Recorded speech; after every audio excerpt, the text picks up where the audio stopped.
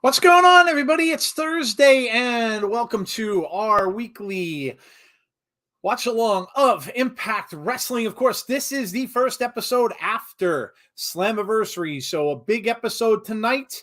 And of course, good time to be here, good time to jump on board. If you're not watching all the time, I know we had a good amount of people that came out to watch Slammiversary with us. If you are new to the channel, it's a good time to join because there will be the start of a lot of new storylines that are going forward starting tonight. So should be a great episode. We've got a lot of good things going on. We're going to hear from Josh Alexander, and we've got a whole bunch of other stuff happening as well. Just heard, if you were listening to watching BTI right now, Iceman, of course, had his intel pretty much just saying about Josh, and also some big news, huge news, he said, that he's working on, that he's going to break soon. So we'll see what that is. James Chadwick noticed that as well. But a lot of stuff going on, Jeff. A new jumping point. We're starting over. We're resetting, and we're moving forward. Yeah. I mean, and this is funny right now because Jade is getting involved and advocating for Crazy Steve to bite people's faces off. I see that. But it's interesting because it's almost like they hit the entire reset button Right. on Saturday. Right. And I said this in another stream, but this is the perfect time if you don't watch Impact Wrestling. This is the perfect time to get into it. Yeah. I'm looking forward to seeing what they do next and where some of these storylines go. Obviously, you get reports that certain people aren't going to be around, and I know we're going to talk about that. But like where do others land? What's gonna happen with Macklin once he gets back? What you can speculate on what Josh is going to say tonight, but I mean, there are a lot of interesting and exciting things happening right now with Impact. Yeah, absolutely. And the match, of course, the BTI match is going on right now. That's Alan Angels and Crazy Steve, as Jeff was mentioning. So that's happening right now if you're watching along. It's a great jumping on point. Whenever you get finished with a big pay-per-view and you're moving forward, like Jeff said, so many changes. Every championship changed except for Alex Shelley. Only one who won. All the rest of them are changed. So it does feel like it's a jumping off point and a new start here for Impact Wrestling. And that person that, of course, Jeff is talking about, and I'm sure maybe people will mention it soon, but he's mentioning Nick Aldis. He, of course, supposedly finished with Impact Wrestling. Now, we all knew he was only there for a little while. He did say that he was, I think someone mentioned 5 months that he was signed to. So, of course, that expired after his match at Slammiversary. It already rumors around that WWE's been talking to him. So who knows what's next for Nick Aldis, but I'm sure he'll land on his feet somewhere, no matter where he does end up. But it was great to have him for the little while that we did. It was kind of a little blast from the past for him, and got him involved in some really, really cool storylines, and it was good to see him.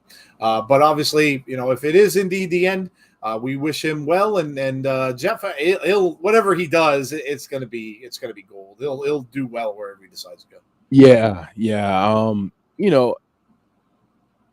One thing that I would say about Impact as a negative, and it's not even really a negative, it's just, well, maybe it is, I don't know. But I just wish that talent would stay a little bit longer. And I want to know what it is that makes Impact sometimes feel like a stopping point or a, kind of a rest stop or a reset, and then they go on to other places. I want it to be more of like, this is where I want to be. I choose Impact. I mean, with Nick Aldis, some of the rumors out there, I will say this: Nick Aldis should not be a producer right now. He should be an on-screen, in-ring talent. Yeah. I agree. I don't think if they bring him in to be a producer, I think it's a lot of wasted opportunity. Yeah, I read that rumor too. Yeah. I agree. I agree. I don't think he's anywhere near done as far as wrestling. Competitively on TV and stuff like that. I don't think he's anywhere near finished, and I agree with that. I think having him just backstage would be a waste of time. So, all right. Well, before I welcome everybody in, there's a lot of news going on. I'm sharing some things. It is Comic-Con weekend. So there are tons of stuff. I did share the Bray Wyatt Ultimate figure from the Pitch Black match has been released. And of course, is Ringside Collectibles that released it, and so that is on its way. Really cool. You got a picture of the blue paint, of course, that he wore for that match, and then the mask they showed is a closer up of the mask that we really never got to see except for in blue light of that second mask he got. So it's cool. It is red and black. Some people saying, shades of something else, but it was really cool. We also got a classic Bray Wyatt figure that's coming out as well with the long hair and the lantern from the days of the Wyatt family. So there's a They Live Roddy Piper figure coming out with the sunglasses, and then I could sit there and go, I have come to chew bubble gum and kick out. I'm so excited I said it wrong. And I'm all out of bubble gum. But man, the wrestling figures that are there, goodness gracious, they had a ring that was WWE or WWF versus WWF versus WCW, NWO versus WWF, both sides of the rings that were being used from the company at the time.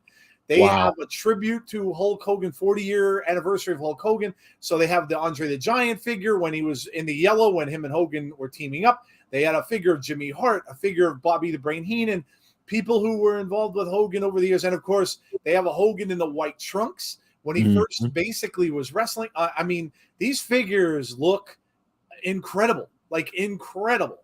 And that's only the start of it. If you're into that stuff, go check it out. You can go on Twitter or any social media, just look up SDCC, San Diego Comic-Con, and it will show you all of the stuff that's out there. And then they went through a bunch of Marvel statues I just watched. My God, they have a Thanos statue that is incredible. I'm sure it cost $500, but it is absolutely incredible.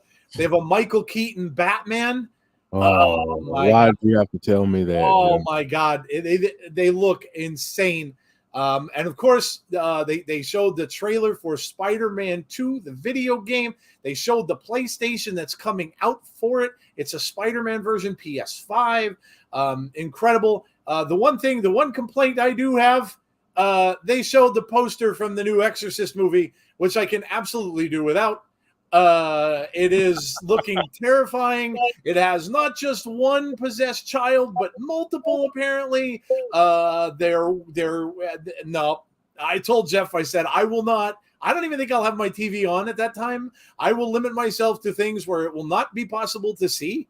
So I'm out. Now I did see, though, they showed the Saw poster as well for Saw X, which has been announced that it's taking place between Saw 1 and Saw 2. That is amazing. I'm excited for that. But yeah, a lot of stuff going on at Comic-Con. And we didn't even get to the nitty-gritty yet. Like the next couple of days, tomorrow and, of course, Saturday, the biggest days of Comic-Con. So watch for that. There'll be probably a lot of stuff down there. I know there's some wrestlers there as well signing autographs. So just a big weekend for geek culture and stuff like that. So really, really exciting for all that stuff. Yeah, I'll say this, Joe. I mean, basically, and obviously I'm joking, I'm being facetious. So if anybody clips this, then just know that this is just a joke. So calm down. First off, please do not let my son know that any of that is released. Please. Any of those figures you mentioned. Oh my God. Like, because he's gonna go crazy for them. The other thing I was gonna say is man, I cannot wait for Saw. Oh, I know. I'm excited. And yeah. I mean, you know how much I love Saw. Yeah. You know, it's one of my favorites, but I can't wait for that. But I feel like the joke that I was going to get to is I feel like people listening to our channel they took Joe's worst nightmares. Oh my God. And we haven't seen a trailer or anything. Oh, I won't even. There is no way on God's green earth that I will watch that, view that in any way, shape, or form. There is no way.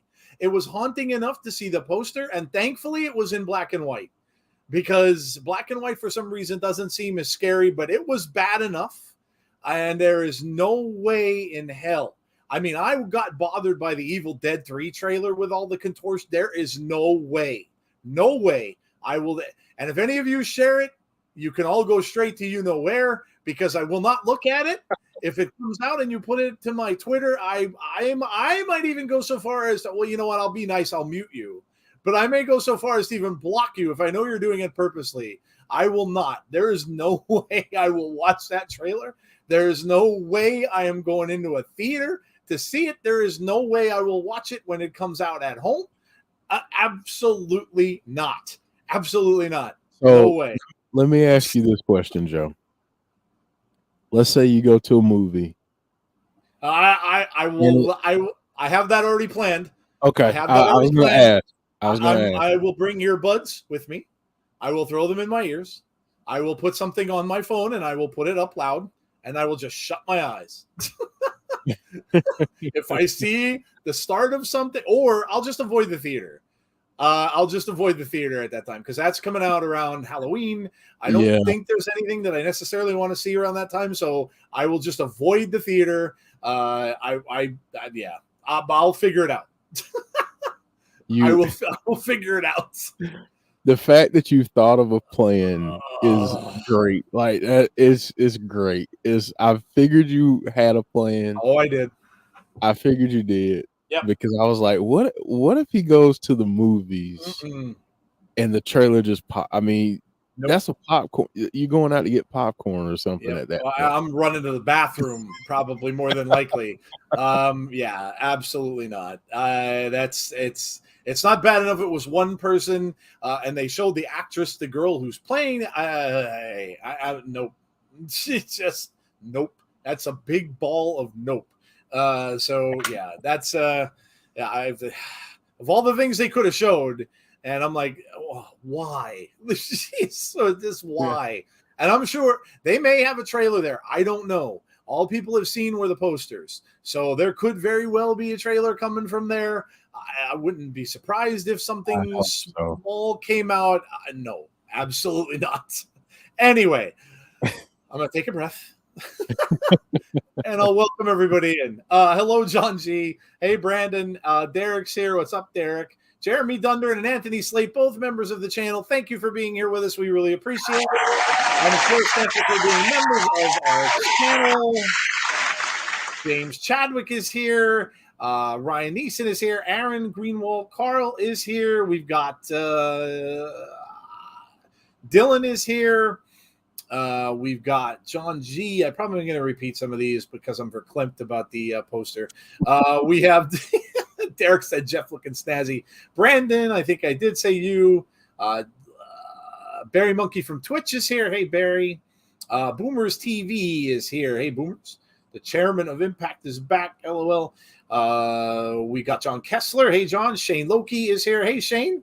Shane is doing a good job over on Tazzy's channel, I know. Mm-hmm.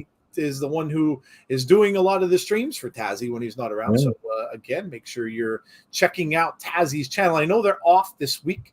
I think Tazzy said they are off tomorrow for SmackDown, and then they'll be back next week. So anyone see BTI tonight? Yes. Said we heard he was working on a big story. Brandon Barnes is here. Hey, Brandon. We've got Deanna is here. We've got our champ is back, the walking weapon. Yes, so we should hear from him. I would imagine that probably starts the show. Alicia is here as well. Hello, Alicia. It's hotter than 80s outside. Yeah, it was hot today. I agree. Very hot. So, all right. Let me think of some programming notes. I don't think we've got much going on. We got a pretty light week. Nothing after tonight. Jeff's got the kids for the weekend, so nothing going on really.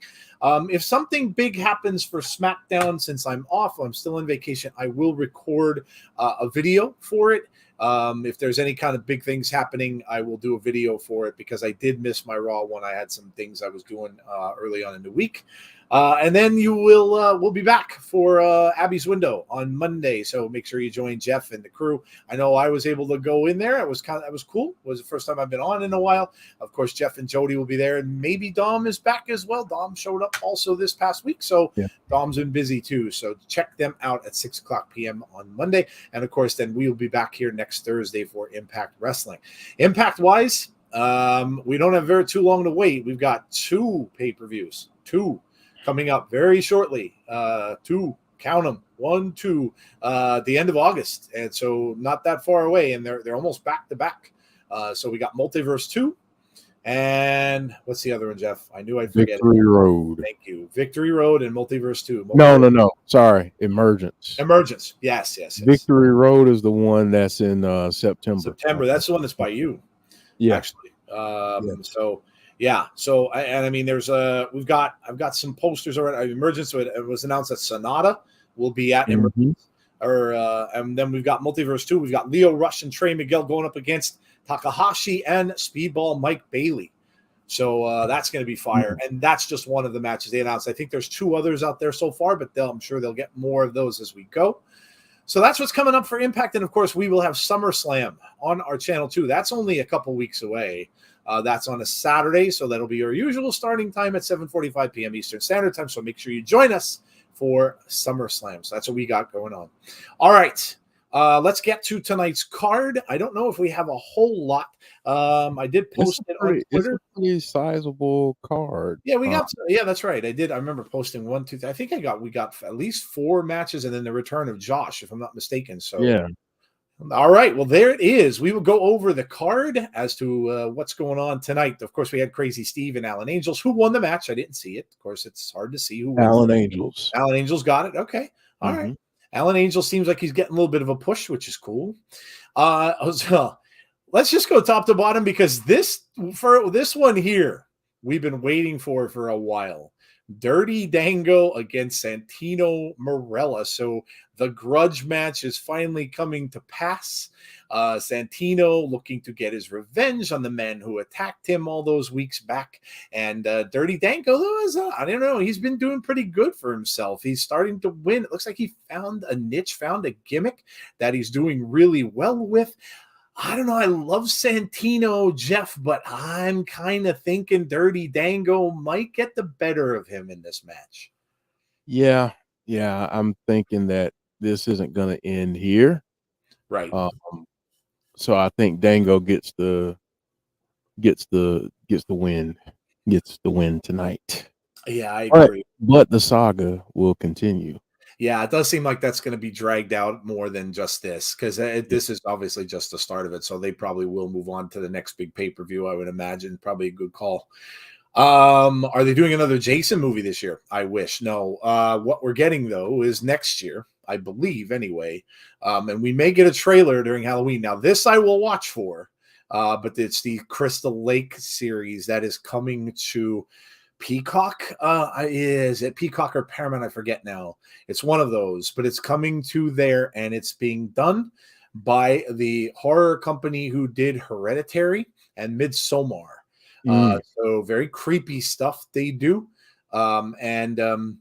It's going to be a prequel basically to the first one where you will see stuff about Jason's mom, him when he's a young boy, and also his father, which we never really saw anything of except for in the books. If you ever read the Friday the 13th novels, he was mentioned in there. So that should be interesting. I'm hoping we get a teaser at some point around Halloween because there is a Friday the 13th in October. I think it's only the second one this year, but it is in October, so I'm hoping we get that. But yeah, you know what? I just about missed the opportunity to do this. And I feel like because it was brought up. Okay.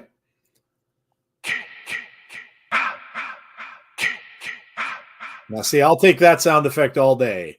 That's my ringtone, as a matter of fact. My wife hates it because whenever it goes off, she's like, if she's upstairs and the house is quiet, she hears that downstairs. She's like, I hate that ringtone. But yeah, I'll be thrilled if we get something from it. They are also working on another Friday 13th game. Not the same developer, someone completely different, but the composer of all the Friday 13th soundtracks let it slip that he's working on a new video game. So I'm excited about that too. All right. Next up, we have Courtney Rush versus Savannah Evans. This is coming from the thing we had where it was a 3-on-3 matchup at Slammiversary. This is just an offshoot of that.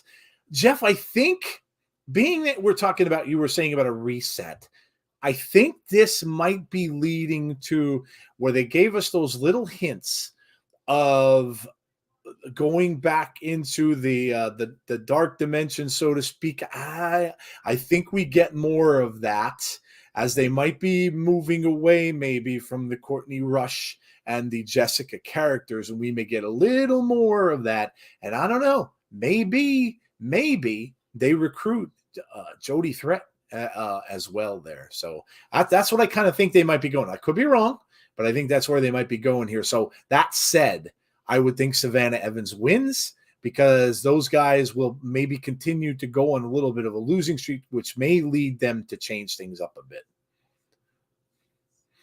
Yeah, I'm typing out, trying to tell somebody how to watch. Saw that. Yeah, Pete asked how to watch it. Access, you have to have the channel. There is no other way to watch it, unfortunately. There's no Access app. Right. There is, but they don't show the wrestling. Yeah, so what you have to do is you have to have access through your cable provider, or you can become a member on Impact's YouTube channel. It's 99 cents if you just want to do the weekly shows. Yep. $4.99 if you want to do their kind of network exclusive pay-per-views. Yep. If you do the $5, you're basically going to get this show every single Thursday, and you're going to get the, like we were talking about, the smaller pay-per-views, so like Victory Road that Jeff just mentioned, Emergence, the smaller ones you'll get. The bigger ones like Slammiversary, you don't. They're on Fight, but you will get access to all that stuff too. Okay, so that was Pete. Welcome, Pete, by the way. Charles Alford, who trained Savannah Evans? Who trained her? I don't know. I do not know. All right. Next up, we've got Kevin Knight. Ooh, we got Jake Something's first match back. And by the way, in case you were wondering, Jake Something, of course, returned at Slammiversary, which is very cool. He looks amazing. Looks absolutely huge. And he has Impact Wrestling in his Twitter bio. So I'm guessing he is signed. A lot of people were wondering, is he signed back with the company? Well, I don't think he would have Impact in his Twitter bio. And he did come out and say, it's my first match back with Impact Wrestling. So he is signed. How long, I don't know. But Jake Something is back. Great to see him. And this should be a good match too, man. Kevin Knight has been very good. So Jake Something and Kevin Knight could be one of those ones where we ended up saying it's match of the night. Yeah, this is going to be a good match. And it's good to have Jake Something back. Even if it's for a brief while, it's just good to see him back. Yeah. Kevin Knight, though, I feel like his stock is rising, and they're going to start doing a little bit more with him, I think. So, yeah, absolutely. Hello, Conrad. How are you? John G is here. Aaron said amazing pay-per-view. Jake looks a little like Jake looked to me like I said it during the pay-per-view, and of course now I'm gonna forget. Oh God. Man, my memory is so bad. Don't get old. Oh yeah, I could see his face. Hernandez. John mentioned it, Joe. Yeah, thank you.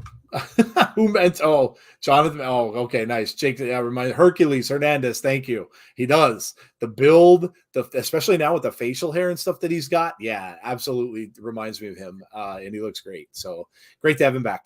We have a rematch for the Impact World Tag Team Champs. This is kind of odd. You're going to have like a rematch right away, but it's Subculture versus ABC. So again, we're getting a rematch from Slammiversary. This should be a great one, Jeff. Although what I'm expecting here is I'm expecting interference again from the Rascals, who we saw do that before, and it could basically have cost ABC their titles. And I'm guessing that that's what this leads to, that they may come out again and ABC will maybe lose a little focus, and that will lead to Subculture retaining. And then we're going to get ABC going up against the Rascals. Yeah. The Rascals are going to come out here at some point. So I wish I had a shenanigans button. I'm going to find it. We need a shenanigans. We should just record somebody saying it. We should. We should record one of us saying it, like shenanigans. Yeah. Yeah. So yeah, the Rascals are going to get involved. Best case scenario, we get all three teams up against each other in the same match. No, that's actually not the best case scenario. Best case scenario is machine guns also get involved, and then we get a 4-team matchup, which will be crazy. But yeah, I hope they aren't splitting up ABC. That's just my only fear. Yeah. Agreed. Speaking of, you just reminded me of course, Motor City Machine Guns. Did anyone hear anything about Chris say? I read a thing. Impact's really good at hiding that stuff. They're good at keeping that stuff secret. Yeah, they really are. I did not read a thing about him getting hurt, anything at all. And they are. They're really good at that. Tasha Steeles, we saw, took a hard hit once, and we heard nothing about her for weeks.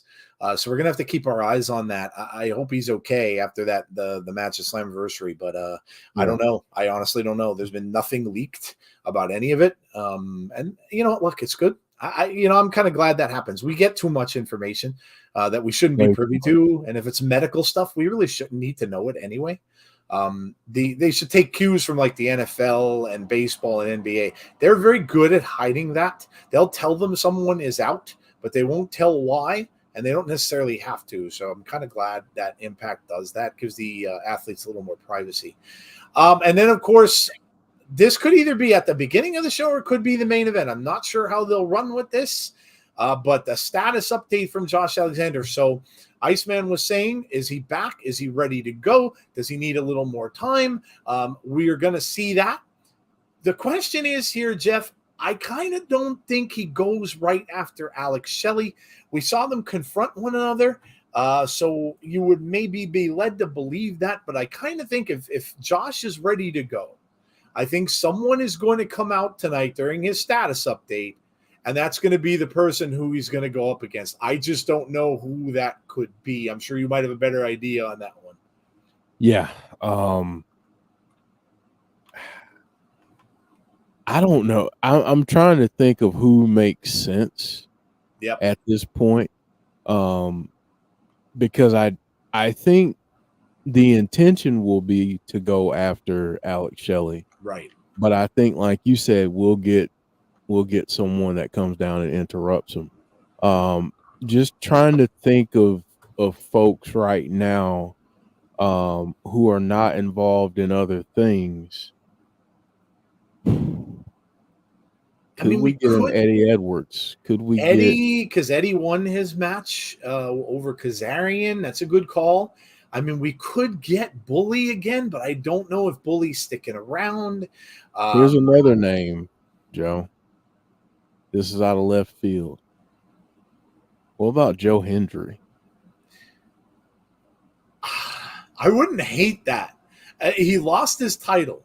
If they're ever going to turn him, and he's done both. He's been a heel and a face. If they are ever going to turn him, it could be now because he could be pissed that he lost and just go from the loss and come out. I'd be okay with that. And even if they didn't want to turn him, they don't necessarily have to. They could just go face on face there, which would be a tremendous match. And then if you want, have Joe have that big match. It would kind of spotlight him too.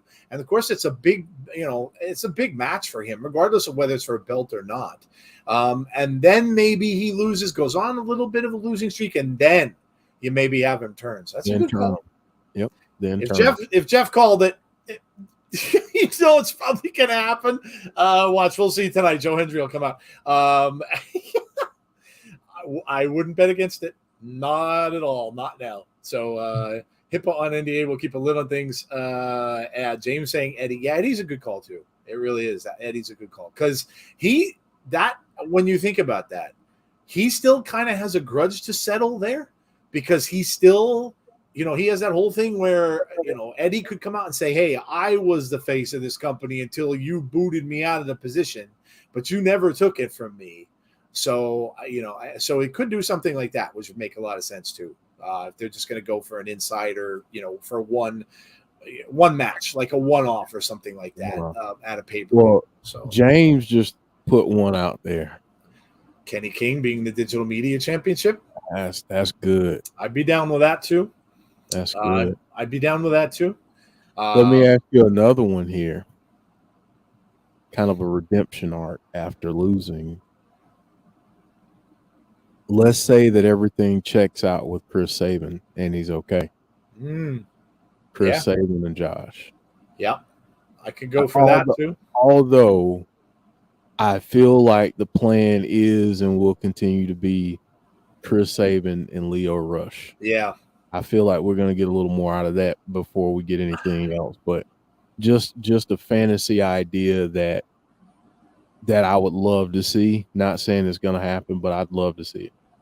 It's too bad Nick didn't stick around for at least one more pay-per-view, because I would have loved to see a program with Nick Aldis and Josh, just for like that one-off pay-per-view, maybe that they would do, no titles or anything on the line, but I would have loved to see that too. So it's just a shame that that he didn't stick around for that. So, or maybe leading into Multiverse, it could be someone from New Japan that may challenge Josh. Remember that when he was champion, they had that. Where I just thought of it. Well, never mind. He's not New Japan. Never mind. So no, no, that won't work. I'm trying to do more of a Forbidden Door thing than I needed to. But I mean, who did I say was advertised for? So was it Sonata? Could it be? Could be Sonata. Could Sonata? So you have to think about Multiverse coming up too. That maybe they're planning ahead for that. And Josh versus Kenta, says James Chadwick. That'd be awesome. All right, well, there you go. That's our card for tonight. It looks like it's going to be a fun card. Again, they're usually really good at these follow-ups from the pay-per-views. So, I mean, hell, they've been pretty good all year with everything. And I have no doubt that this one's going to be good tonight, too. So, thank you for joining us, of course. If you're new to the channel, please make sure you subscribe. We're like I think 4 subs away from 3,800. So if you haven't already done so, please sub to the YouTube channel. I know there are people that are out there that watch us on Twitch. We appreciate it. We appreciate all of you. But please, if you're not watching on the YouTube channel, at least pop over and sub to the channel. We'd really appreciate that. Would help us out. Also, make sure you drop a like. Likes are just incredibly important on YouTube. Incredibly important. They're more important really than almost anything else. If you don't do anything else for us, please make sure you drop a like on the stream. Really, really helps us out. I know our regulars, most of you do it, but if you are new, again, please help us out. Drop a like on the channel. Also for those people that watch after the fact, because we do get views that happen afterwards, after we're done here. Please make sure you drop a like. Would really, really appreciate that. So, all righty. Also hit the notification bell to be notified about when we have future content as well. Okay, next up. Well, you know what's next. It's Thursday. It can only mean one thing other than Impact, and that's food. So what did y'all have good to eat today? Let us know. We don't discriminate against any type of food. So it could be breakfast, lunch, dinner, snacks. We don't care. Let us know what you had good today. Get everybody in the chat hungry. It helps people pay attention. It gets your mind racing, get you hungry. Let us know what good you had today. My wife made, before they left for vacay, chicken divan. So I had chicken divan today. It was really good. It's like chicken in a cheese sauce with some broccoli, and then you put it over pasta. So that was really good. I had that. And yeah. So Jeff, did you get to eat? Yes. Yeah, I had a couple burgers. There's a little spot that's not too far. They do burgers and hot dogs and that kind of stuff. Nice. And then I had to get my cherry limeade slush. Oh, Sonic. Those things are really, really good. You know they make a drink mix now? Mm-hmm. That in the little packets that you can Yep, put in I have water. it. I have it. Yep. The cherry limeade, they make the blue one too. Whatever that one's called, and they make, yeah, you can get them in Dollar General. I saw them in Dollar General when I was there the one time. Brandon Navy says split pea soup. See, now the fact that you're talking about split pea soup and we were just discussing The Exorcist not that long ago. Starting to wonder, Brandon, if you did that on purpose. But if that's truly what you had, if you did that on purpose, though, comment of the night. That's great. If you did that on, but if you're having split pea soup, it is delicious. So yeah, I haven't had that in ages. My mom used to make it with ham and stuff like that. Yeah, it was good stuff. Turkey roast, says James Chadwick. Biscuits and gravy, says Jeremy Dunderman. Sesame chicken and rice, says Conrad. Wesley said, I'm going to have pizza in an hour or two. Nice. Rice, chicken tenders, and salad, said John G. I had leftover pizza from Pizza Hut, Big New Yorker, and a Bang energy drink. Nice, Brandon. Salmon, rice, and green beans, which sounds very healthy, Derek. Lasagna from Olive Garden, says Melissa. Hello, Melissa. Charles says grits, black beans, ham, scrambled eggs, and spinach.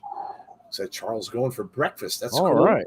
That's a combination. I like that. I Very like cool.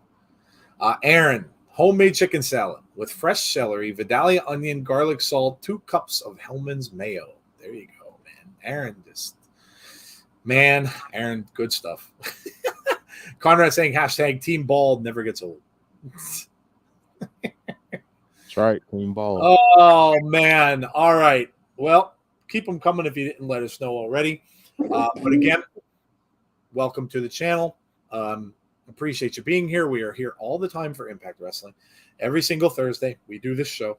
We also do all their pay-per-views. This year, we get to include Multiverse, which we couldn't do before because it was on at a crazy time, but we are able to watch it this year, or this month, rather, next month coming. So we will have that. I think that falls on a Sunday or a Saturday. Saturday. I can't remember. We'll have to look and see. But we will have that as well. And again, keep your eyes out. We've had videos for a lot of stuff, like just little smaller videos that we're doing. I'm trying to do reviews for Raw and SmackDown. Jody, of course, doing stuff for Bray Wyatt, which the Bray DLC came out. A lot of people are doing that on the PlayStation or whatever gaming system they have that has come out. So people are doing videos and showing things for that. I saw the Uncle Howdy Unmasked video that C did, and he said it looks like The Miz. Yeah. It kind of does. I mean, you know they're not going to give that away. That's pretty funny though. And of course, like I said, all the action figures and all the stuff that's going on at Comic-Con, I'm sure that's going to be a big thing over the weekend too.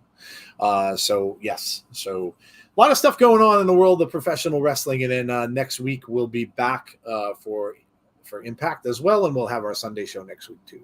So we'll have a Between the Ropes episode next week as well. So just keep your eye out for the stuff that we're doing. And, of course, Jeff is going to get to doing videos when he can. Jeff's busy with work, but he's going to do some videos on the psychology side of professional wrestling. So keep your eye out for that too. So Multiverse 2, Sunday, August 20th. There you go. And Emergence, Sunday, August 27th. So 2 Sundays in a row. 2 Sundays in a row. Okay. Okay. And then, then you'll have the Emergence Fallout. Then Victory Road is September 8th in White Plains, New York. Might have to see about that. Yeah. And then the 1000th episode is the next day. So lots of stuff. September 9th. Lots of stuff coming up for Impact. So good time to jump on the bandwagon. Love Leo rushes aggression in the ring. Battered sausages and chips, says Bonkers. Hey Chad, how are you? Fried egg, baked beans, and bacon all on toast, says Barry Monkey. Okay. All right. Alicia saying 2 cheese and corned beef and a cheese topped roll. Okay, sounds good. Impact is spoiling us in August. Yeah, dude. Especially on it's weird how they're all on Sundays. I'm okay with it because usually not much really going on Sunday, so I'm not sure whether they're doing that purposely. Maybe they're avoiding other stuff from other companies. I don't know, but I'm okay with it. I'm okay with it. A week from this good thing for them, though. I think if it wasn't done intentionally, then whoever unintentionally did it should be patted on the back, because I think it's smart, because you get away from Friday, where you've got WWE and AEW on. You get away from Saturday, where we've had, WWE PLEs, and you've got Collision. So, I mean, right now, not many people are doing Sundays, and AEW doesn't have monthly pay-per-views, so why not? Good point. Yeah, good point. Nothing really going on a Sunday in wrestling, so it's smart. A week from this Sunday, the WWE men and the women are facing off on Celebrity Family Feud. Oh, that's cool. Yeah, I saw that's been on. They've had it going pretty much this whole week. Eric Young is back. Yes, he is, Aaron. And maybe we'll hear from him tonight too. Good point. A lot of news came out about him and how he left and why he left, and things concerning him and plans that he made with or he was supposed to be involved with Bray. But yeah, Eric Young is indeed back. Thank F for that, because Sunday is normally my sleep night. Well, you have to get some sleep another night, James. You'll have to turn in early on a Saturday. There you go. All right, we're getting started here. They're showing highlights from Slammiversary, of course, and there's Jake something right there. That was the Ultimate X match that they're showing highlights from. I'm still here, Joe. I'm just trying to get something. Yeah, it's all good. Set up. And of course, you see the Darren McCarty there. And of course, this was Diener and Bully Ray. And there's Scott D'Amore. And then you had the return of Eric Young. Heather, no worries. Dinner was lasagna and salad with fat-free Italian dressing. Sounds good. Where's my plate? Right. Send it over. We might get it in a few weeks. No, I'm joking, but that does sound good. But I haven't had lasagna in forever. Yeah, Heather, it's been a while. I'll ask you too, Jeff. Heather, do you do it with ground beef, or do you do with? I've had it both ways. I've had ground beef and I've had sausage. I do tend to like the sausage one a little more because it gives a little more flavor. But I've had it both ways. I'm just not sure. I'm just curious how. I think normally it's done with ground beef, but I've had sausages on it too. It's really, really good. So I've had it with the combination of those two. Okay. And it was really, really good. It's kind of like eating like a whole Italian dinner in one thing, right? Because then you're getting a sausage and meatballs. Like my grandparents used to make just pasta, like ravioli or spaghetti with sausage and meatballs on the side. And basically you're just getting the whole thing in lasagna. So I could see that would be good. How is EY still alive? I'm okay, John. It's bonkers. I'm sorry, bonkers. James just drinks lots of coffee to watch Impact shows. Of course, Trinity with a huge win. And then, of course, this was the main event in what appears to be the last appearance of Nick Aldis in this run with Impact Wrestling. Again, no confirmation from that, but that is the rumor, and that's what a lot of people are saying out there, is that Nick has finished his time with Impact Wrestling. So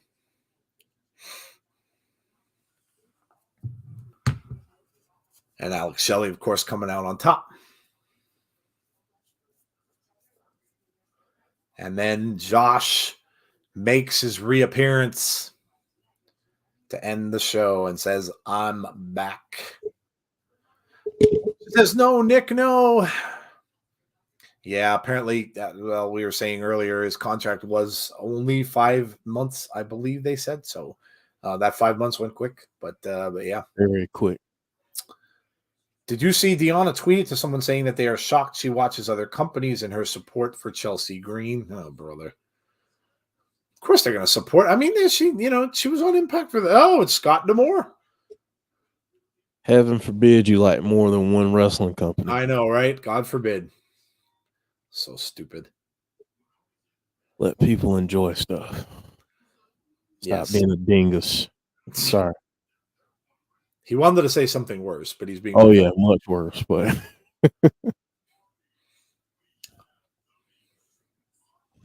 thank you, Scott Chance. I'm guessing he's up. There's Scott. That's Scott's mom, of course. I'm thinking Scott's going to bring out the walking weapon here. We'll see. Scott says, thank all of you. Says that was one of the most amazing nights of my life.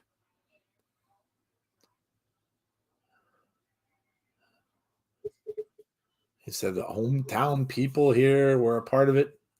From Windsor.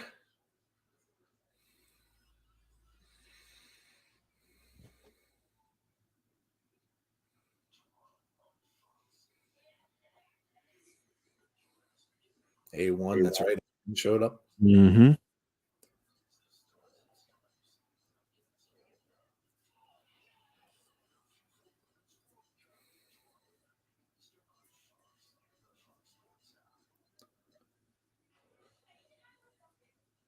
Said that's a moment he'll remember forever.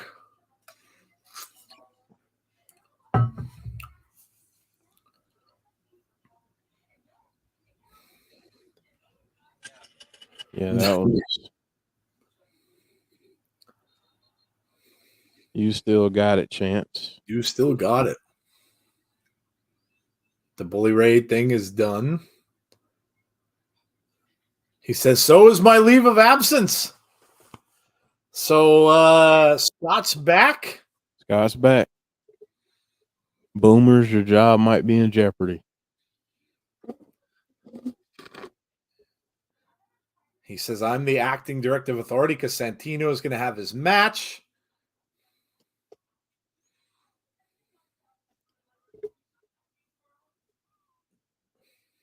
I'm talking about we're going to hear from the walking weapon, Josh Alexander. Walking weapon chant starting up. So Scott's back to his old position. Bully apparently is gone. I think I just heard Heather yell from Tennessee all the way up here to New York.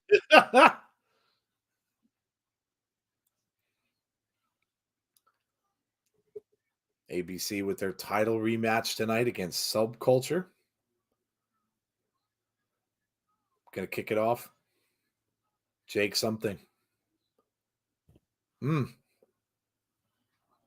That's not Jake something. The good hands are interrupting the new president? Oh, boy. He said, shut your mouth. That's pretty disrespectful.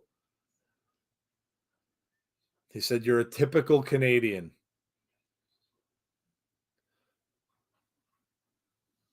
Said, look at me when I'm talking to you. You're a coward. Oh, boy. Not the goons. I know. The goons always ruin stuff. I got a feeling that Scott's not going to have to fight this battle. No, I kind of don't think so either.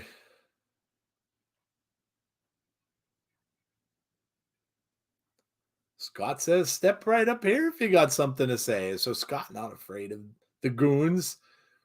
I think Scott's got some backup. I would agree.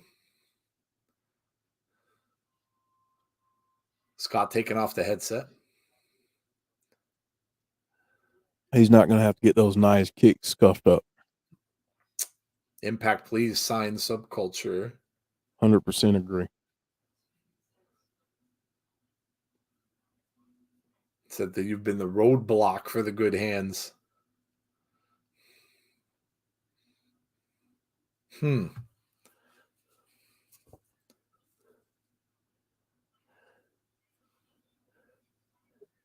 Said you're a little overdue for beating. Scott takes the jacket off.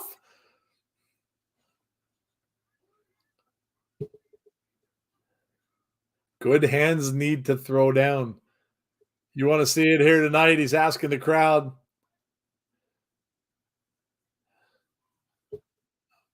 Oh, here we go. Uh-oh. Oh, no. It's Sami Callihan. Oh, man. I can tell you this was not an advertised match. No, it was not. It's Rich Swann and Sami Callihan.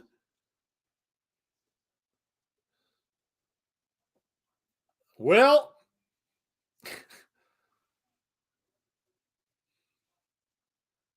the good hands are a little bit speechless right now. See, that's why you don't mess with the president, right? Because, he can pull anybody he wants out here. Kind of dumb, like not very smart of the goons to do that. See, this was very much a Teddy Long. You got a one match with the Undertaker, but Scott, he had to turn it his way. So, right. Yeah, good hands are in trouble. It's kind of cool though, Jeff. It looks as if Swann and Sami are going to be together for a little bit. Yeah, I like this. Even though I do think that Rich is going to snake him at some point, but yeah, more than likely somewhere down the road.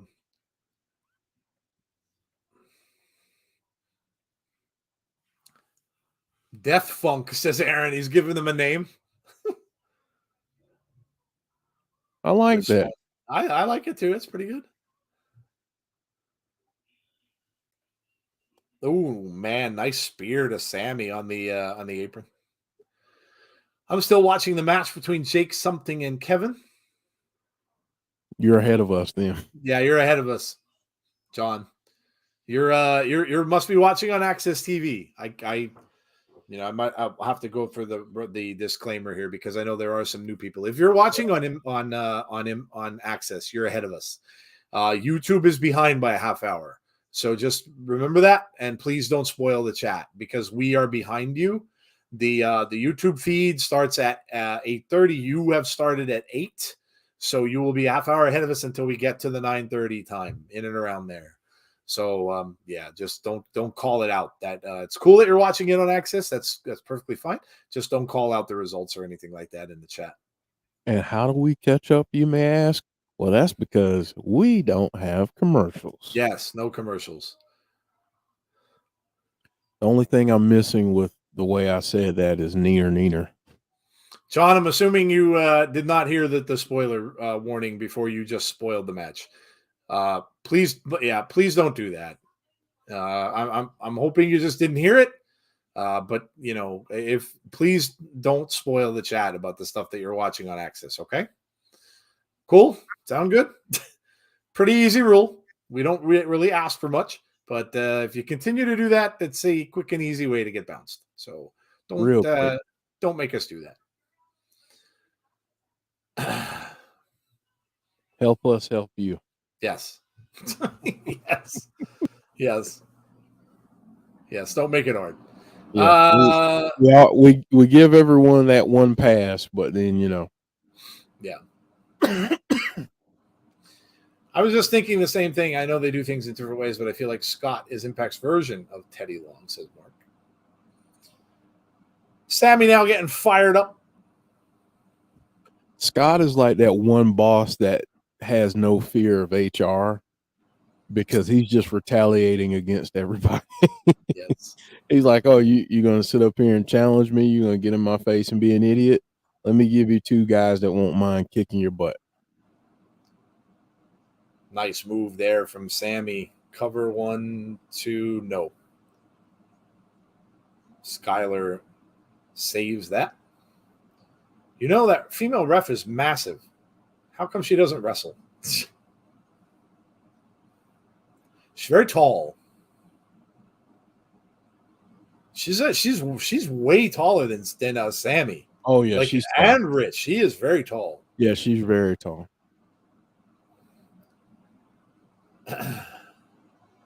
Now here we go. We're seeing the double team from Swan and Sami Callihan. Huge power bomb. 1, 2, 3. That's it. Hotch goes down by pinfall, and we start off with the team of Sami Callihan and Rich Swann getting the win. Derek saying, Jeff, who you got next Saturday? Errol Spence Jr. or Bud Crawford? I imagine you're talking about either MMA or boxing, none of which I know anything about. Boxing. You know what?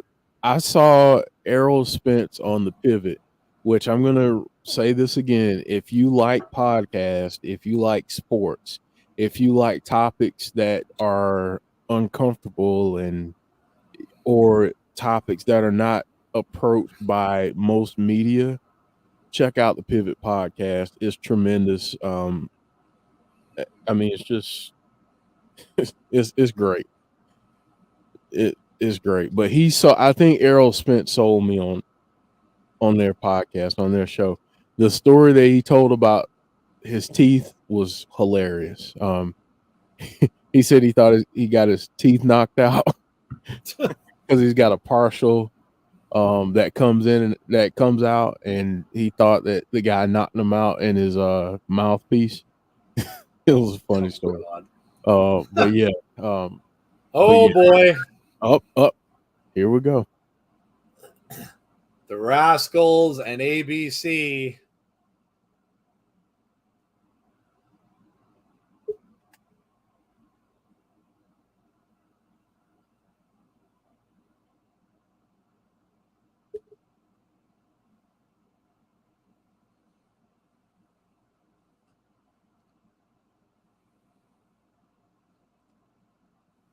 Oh, they're not waiting to get in the ring. Big left hand there, shot from Chris Bay. Scott D'Amore stopping it. He said, you worry about the match. Go worry about it now. Scott's going to take care of business.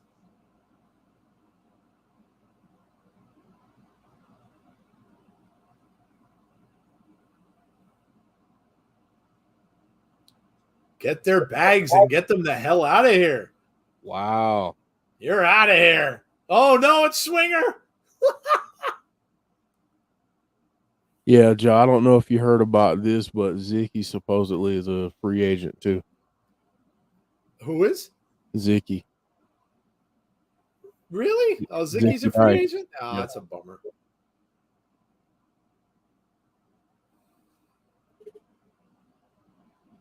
So let's make it up.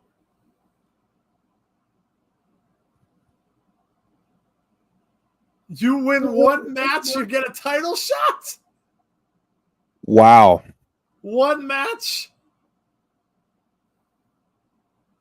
It's going to be Zicky.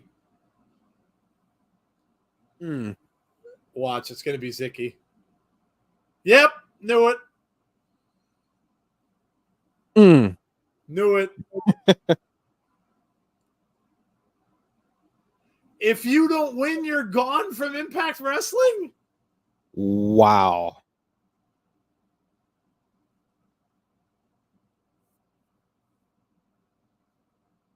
Now he's going to say he's gone too. Oh.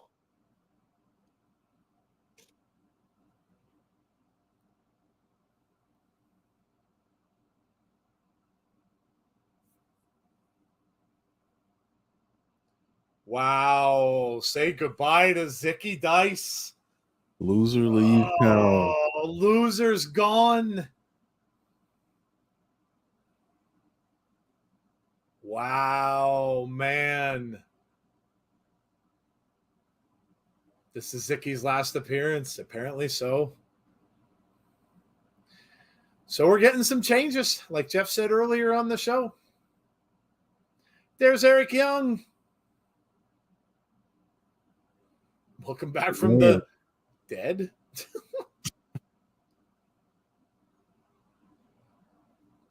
Said it feels amazing, feels right to be home.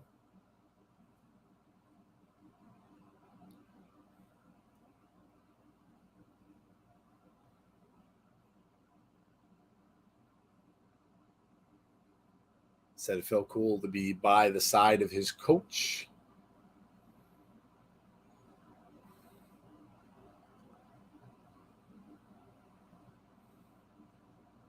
Oh, there's Nick Aldis.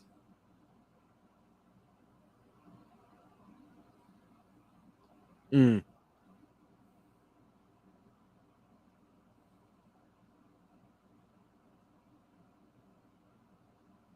Well, you know, maybe we're going to get one more match from Nick.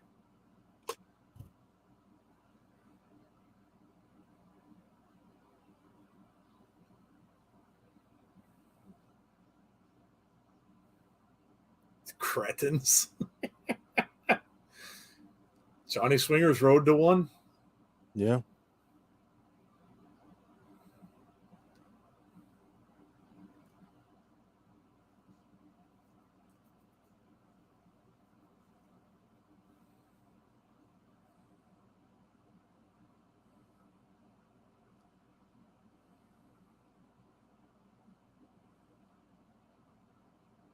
Hmm. Mm. Mm-mm.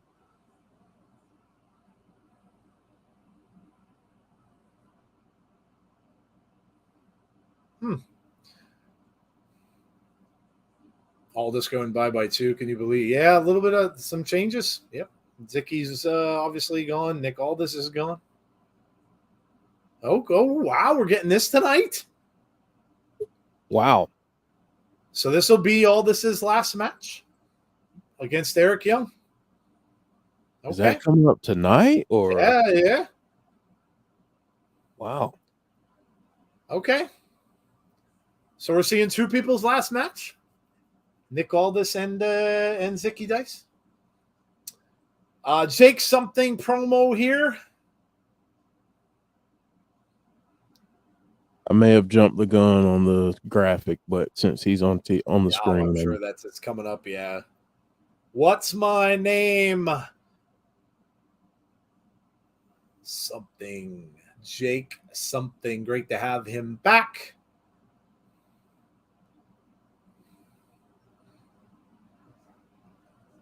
They should have done the finger poke of doom. You're talking Zicky and Swinger. That would have been good.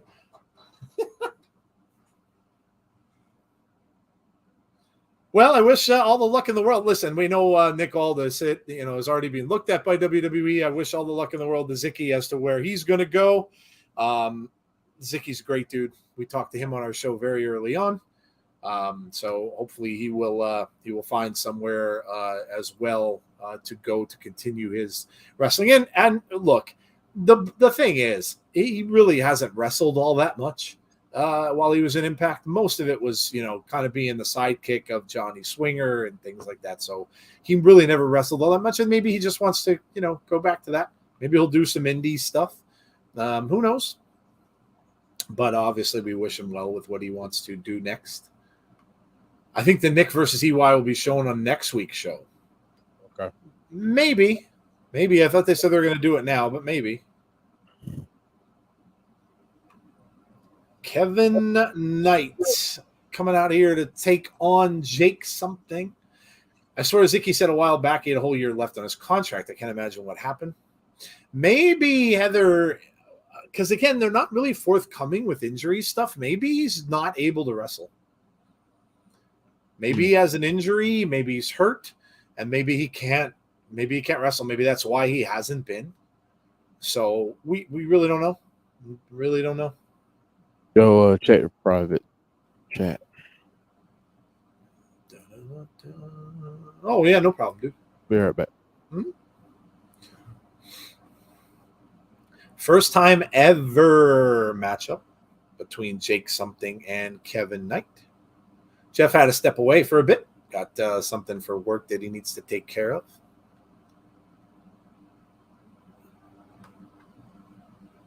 Man, he looks so much with the curly black hair and the beard and the body. He looks so much like Hercules Hernandez, except he's a lot bigger. He's a lot taller than Hercules was. Hercules was on the shorter side, but he really does look like him. It's really cool. He looks a lot more threatening now with the beard as well. So And good for Jake something, dude. I'm glad to have him back.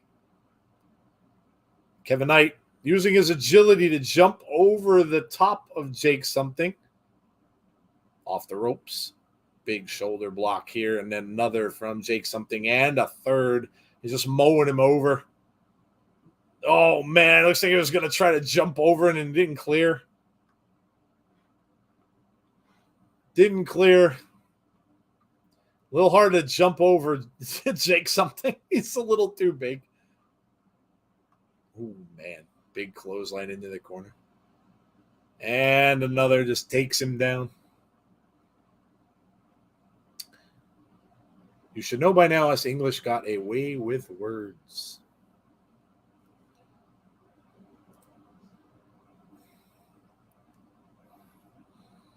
Another lariat takes down Kevin Knight. It's been pretty much all Jake something so far.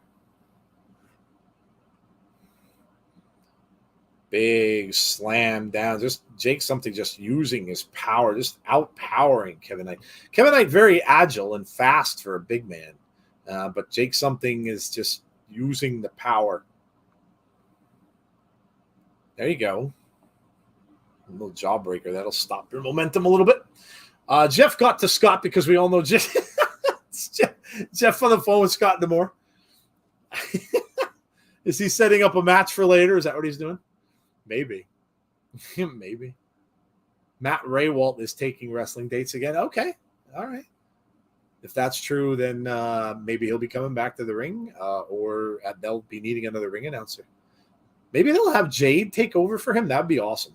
Josh's wife, Jade, taking over. She does the stuff on BTI. Maybe they'll have her take over for Raywalt. I'd be okay with that. I like Raywalt, though. Raywalt's good at that because he does, he gives you that heel opinion. It's always good to have a heel announcer and a face. It just works well. And he's kind of the heel one. Wow, what a big drop kick there from Knight. It's always good to have that. Have one bad, one good. Knight up and over the rope and dives down on Jake something outside on the floor.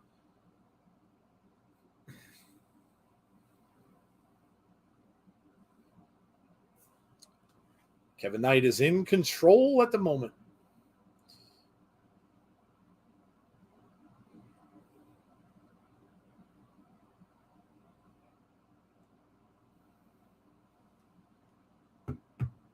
Dark Order versus the Righteous been made for DBD Friday night. I watched their the Blood and Guts thing last night. It was a fun match. Not a whole lot of blood, though. I expected a little more. The glass was hard to watch. Those pieces of glass sticking out of people's backs and stuff like that. Oh, God. Ugh.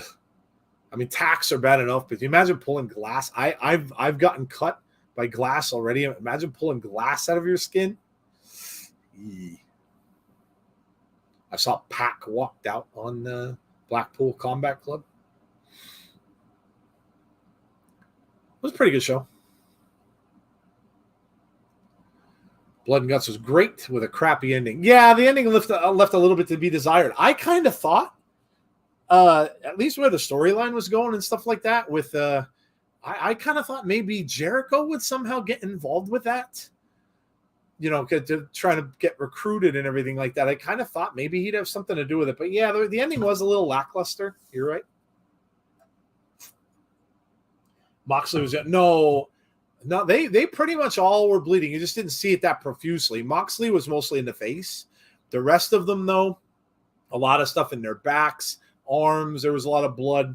There were quite a few people that were bleeding. Blood and Guts was not good. It's a backyard outlaw mud show match, says Charles. Charles obviously didn't enjoy it. Michael King said bed of nails. Yeah, that was yeah, I was the one thing I found a little kind of goofy because those nails were huge. If they were nails and someone did a full-on body press on you, you'd be dead. Like they would go through your skin, they would go through your back and up through all the organs, and you would literally be dead. So they were probably rubber. Like they might have been sharp on the ends, but they were probably rubber. So yeah, you can't when they did that spot and the announcers were trying to do that. I'm like, you'd literally be dead. Like if you fell on something like that, you just would be pierced all over your body. You'd be dead. I didn't see the match, but when they mentioned glass, it made me think of GCW. Yeah, it's a little hard to watch Broken Glass because it gives you that like cringy feeling. Because I'm, you've all probably almost everybody got cut by glass at some point. It's not fun. Jake something all the way up on the top. Kevin, ooh, oh wow. Kevin Knight tried to run up there and get him in a Hurricane Run. It did not work. And look at this power bomb. Oh, my devastating power bomb. That's got to be the end. 1, 2, yeah. Oh, he kicked out. Damn, that surprised me. I didn't think he'd kick out of that. I don't know how the heck Kevin Knight kicked out of that. Thought that was over. The vertical leap was at the, oh, yeah. He's got amazing agility for a big man. Yeah, I did. I saw Blood and Guts. I saw like bits and pieces. I didn't see the whole pay-per-view or the whole show. I saw the beginning with MJF. I saw a little bit of the middle, but I did see the whole match. These guys are still going at it. Jake something. I thought he had this one. Kevin Knight now using some boxing skills here with shots to the midsection. Jake, oh my gosh, what a right hand. Jake something said, that's it. He says, that's it. I mean, he's just about knocked out. I think he's got him all over his back shoulders. And no. Kevin Knight's still fighting. He wiggles out of it. Big uppercut there from Kevin Knight. Now Kevin Knight off the ropes. Jake something just look at the drop kick from Knight. Damn, this has been a hell of a match. They're showing Knight strong, yeah. Yeah, Kevin Knight looks pretty good. I thought this would be, I didn't think it'd be a squash. I figured it'd be a pretty good match, but wow, crossbody, flying crossbody, 1, 2, no.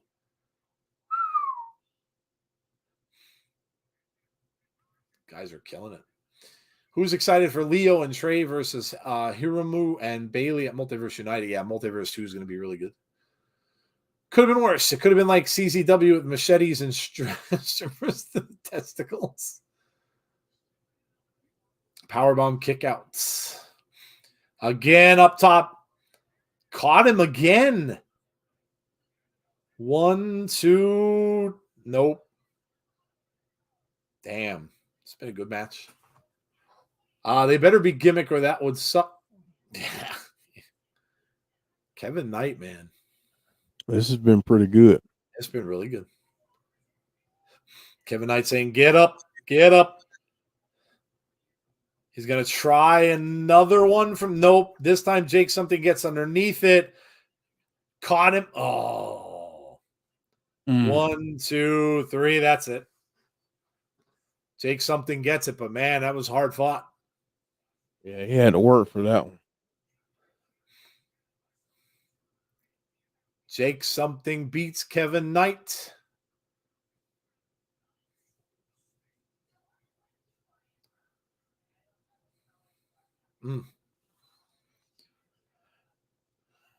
Showing some scenes again of Slammiversary.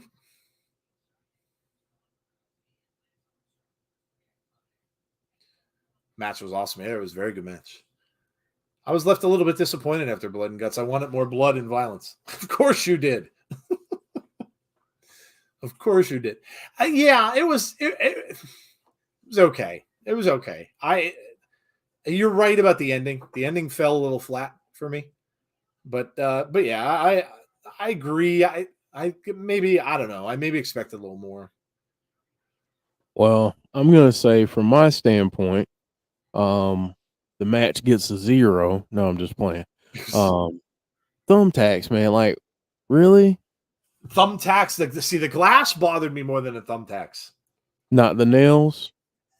The nails thing. I was just telling these guys, the nails thing just was too weird because like I was saying, when they did the crossbody on top of those nails, if they were full on nails, Jeff, they would have been right through the people's skin. And it's like, yeah. The glass bothered me. When I saw the glass sticking in their backs and in their arms and stuff, I'm like, oh yeah, the glass bothered me. Courtney Rush and Savannah Evans. Did you ever have to do? I know you're adverse to tax because of the fact that you had to go through that. Do you ever do glass? No. See, I wouldn't even want that. No. Like that would just. When Kenny Omega got stepped on in that pile of glass, and then you see him get up and it's just all sticking in his back, I'm like, oh dear God! Like it. I will say that a mouse trap doesn't feel good. Oh yeah, no, I'd imagine that wouldn't. Ugh. Yeah. That's not. Yeah, I'd imagine it wouldn't. Yeah. Look at this. Jay Vidal was interfering. Savannah Evans gets a 2 count. Of course, she has Savannah has help over there in the corner. Giselle Shaw's out there along with Jay Vidal. They're pretty much surrounding the ring. Jessica's on the other side, but Savannah Evans coming over in the corner but misses. Courtney avoids it. Some right hands here. Come on, Courtney, let's go. Oh, man, huge power bomb from Savannah Evans. Oh. 2, nope. Somehow kicks out at 2. This match is tough. Evans has a strong chance because she's got more people on her side. Yeah, they're basically 3-on-2.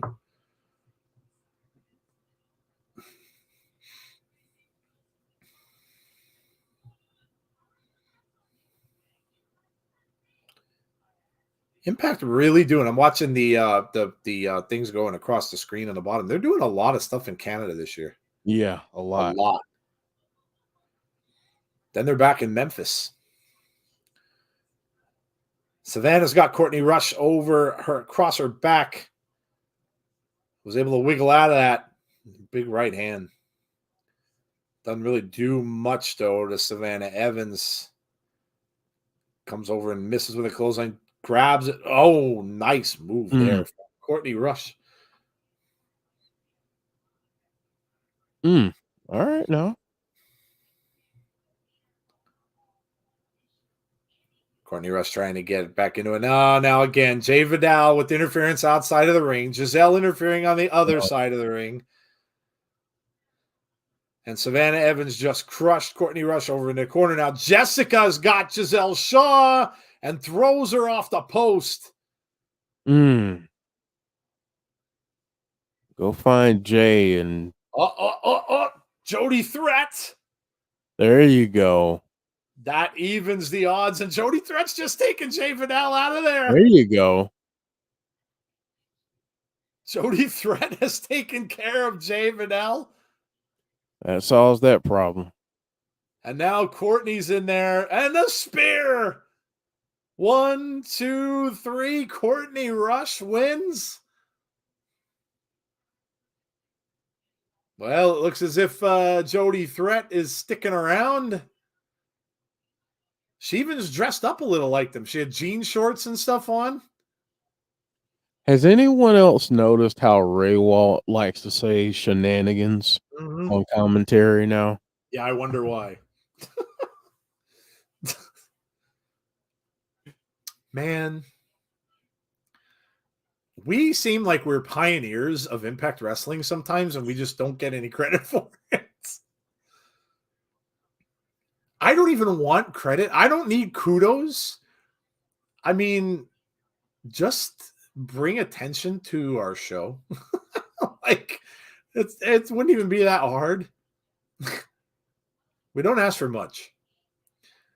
Yes, I'm loving this, says Heather. Impact has tight booking. They know how to build on a paper or build to a pay-per-view. You're right, Aaron.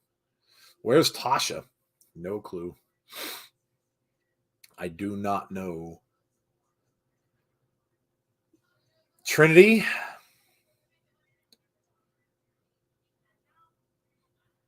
Trinity with the big hug for Scott D'Amore. So the real work is going to start now. There was no light thing this time, unlike at Slammiversary.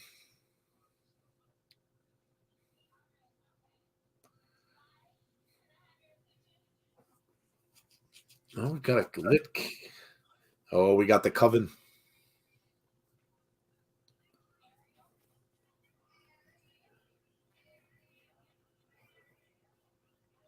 Oh.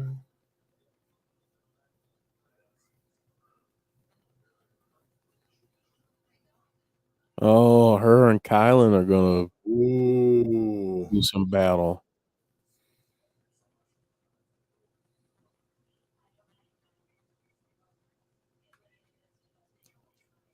To get the titles back from the Ginger Freaks.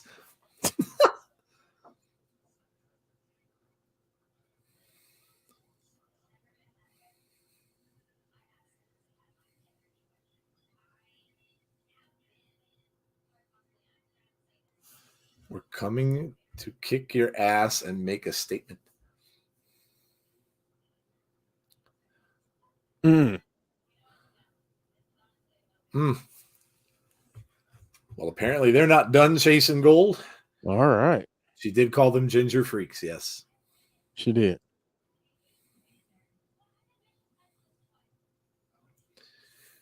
Windsor, Ontario, Canada.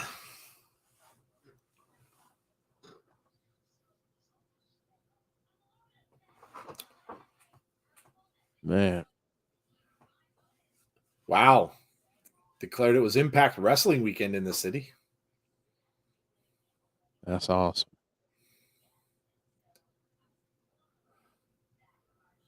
They say the highest attended event in 4 years. In 4 years. It's no wonder they're going to Canada. Yeah. I would too. Right?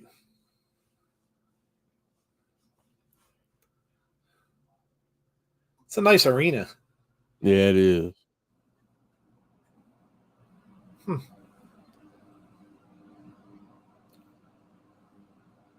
Jonathan Gresham wants some interview time. All right.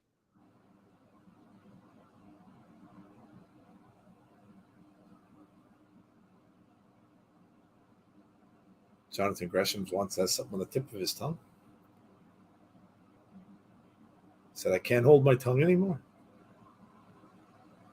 Mm. They're going to pay for that. Masha and Kelly are going to kill you. Yeah.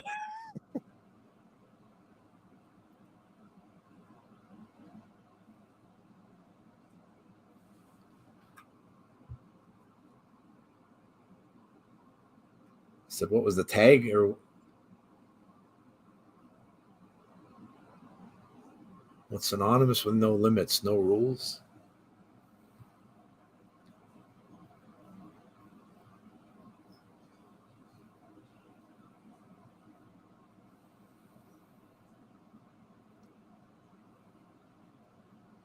I think I like where this is going.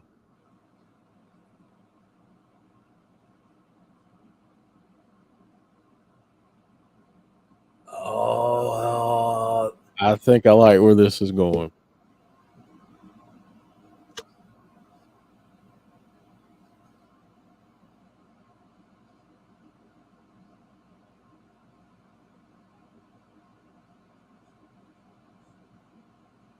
Mm.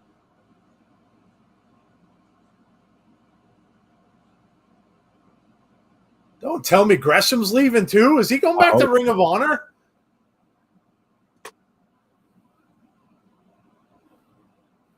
See, I was hoping you were down. You might have been thinking that they were going to do something like with a pure thing in Impact. mm-hmm.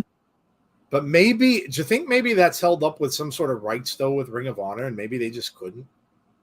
Yeah, that could be it, or just trying to figure out a creative way to get around that. I'll say this. I really hope he turns heel. Yeah, I agree. I agree with around. that. I think so too. And that's kind of where I was going with that, is I hope that they're turning him. I think he signed for a bit. I think I remember reading he was so. signed for 2 years. So I don't think he's going to go anywhere. But it does certainly seem like he's doing heelish stuff, which is cool. I'm down for that. I think he needs a change. So I'm down with that. I like Dango's new gear. It's a little sparkly.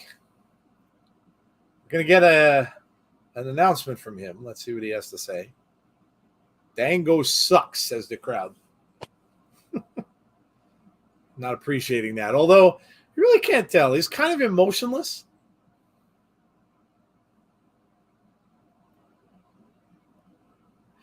Does he have a tattoo that says "yeah, yeah, yeah" on his right side? Is that a tribute to Brody? I wonder. Yeah, Is it? Yeah, that's cool. Santino Marella, first televised singles match since 2014. Really? Wow. he didn't Jordan and waste any Jonathan are time going getting to the ring. Jordan and Jonathan are going to join Triple H in his coma. Jordan and Jonathan to WWE. I don't know. Jordan said that she's doing other things. I don't know.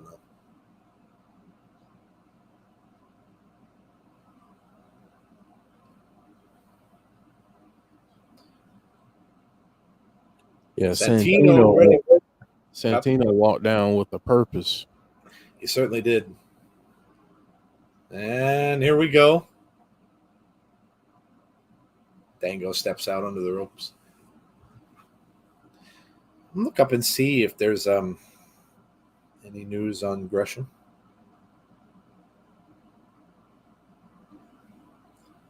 See if there's anything out there about him leaving.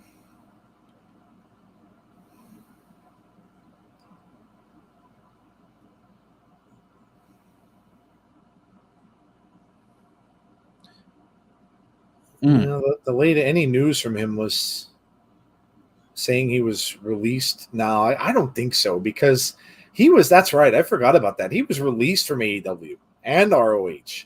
He was released from both of them only in April. So I don't think he'd be going right back there. It wouldn't make sense, especially since he was released from there. I don't think they'd be bringing him back that soon after. It's only been May, June. It's only been a couple months. So, no, I don't think so. Jeff's probably right. He's probably just going to turn heel. It's probably going to be some sort of heel change or heel turn that he's going to do.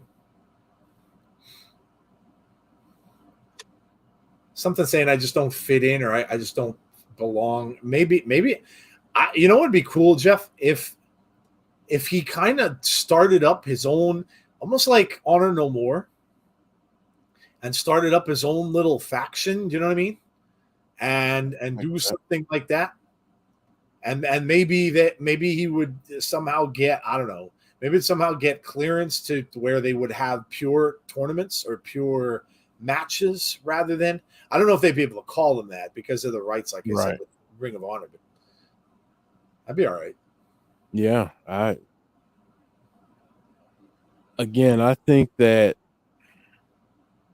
and that promo, that interview was kind of indicative of this, but you don't hear Gresham talk enough. Right. And I think that's what that was a needed change for us, is to hear him talk. And now to, kind of see this, if this is storyline, I like the possibilities of where they can go. Yeah, I agree. I think it's a storyline to build him up. Yeah, I don't think he'd be going back there, especially after how the end came about. I don't think it would make sense. A foundation reunion in Impact. Santino with a nice arm drag, and another here, and a third in Dango. Now he hangs up Santino across the middle rope.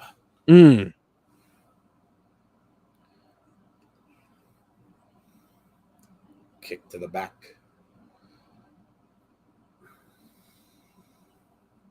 You know, it'd be cool too, Jeff, is if you recruited Mike Bailey. I was thinking that. I'm thinking like how can you factor in Mike Bailey? That would be awesome. Because I'd love to see Bailey as a heel as well. Yeah. Oh, that was not good. That'll get you in the area. Oh, looked like Santino having some issues with that back. He couldn't get it to slam there. And Dango going right after the back. The ABC will regain the Impact Tag Team title, says Jordan. I'd be surprised. I'd be surprised if that happened. Could, but I'd be pretty surprised. Like I said, we were talking about that before, and I think the Rascals are probably going to cost them. Could be a no contest, or else they distract them where they end up getting caught and they lose. But it looks as if that they're going to be going up against the Rascals next.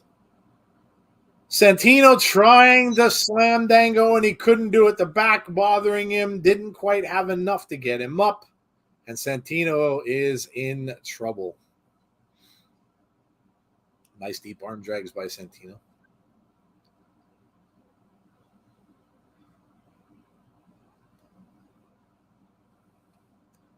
Dango now with a hard whip across the rope, across the ring into the turnbuckle by Santino, who goes right down. Bring in Rhett Titus, although I don't know how many people know him. Santino has his classic singlet gear. Dango misses big time. Big time. They're only 40 minutes. Oh, my God. You're right, James. It's like 9:30. Wow. Jeez. The show goes like that. Completely lose track of time. Snap of the fingers and it's over. Yeah. Oh, gosh. Oh, we've got a Cobra. Who's this coming down in a helmet? Who the hell is this? Who the hell is this that came down in a helmet? Dango is going to win because of it, but who the hell's the guy in the helmet? What is that? Please, God, tell me it's Tyler Breeze. Please tell me that's Tyler Breeze. Oh, my God. Oh. Oh, my God. It's Johnny Bravo. Johnny Bravo's back. That's about as perfect a matchup as you can get. Johnny Bravo being Dango's valet, that's about as good as you can get. That's good. Wow, Bravo. Johnny Bravo's back. James says, Joe, you better. Oh, yeah, right. Don't tell anybody. Uh-oh. Giselle saying you're in our way.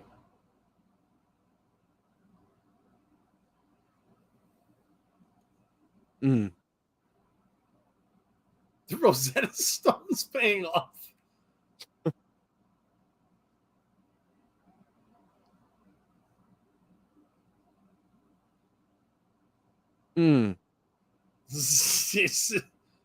Jody Threat just dumped Jay Vidal on the floor.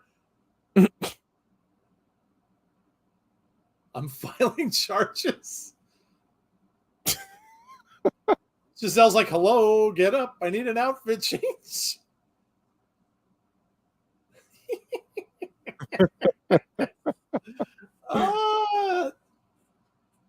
Wow. Johnny freaking Bravo. Oh, my God. Oh. Eddie and Alicia still talking smack to Frankie.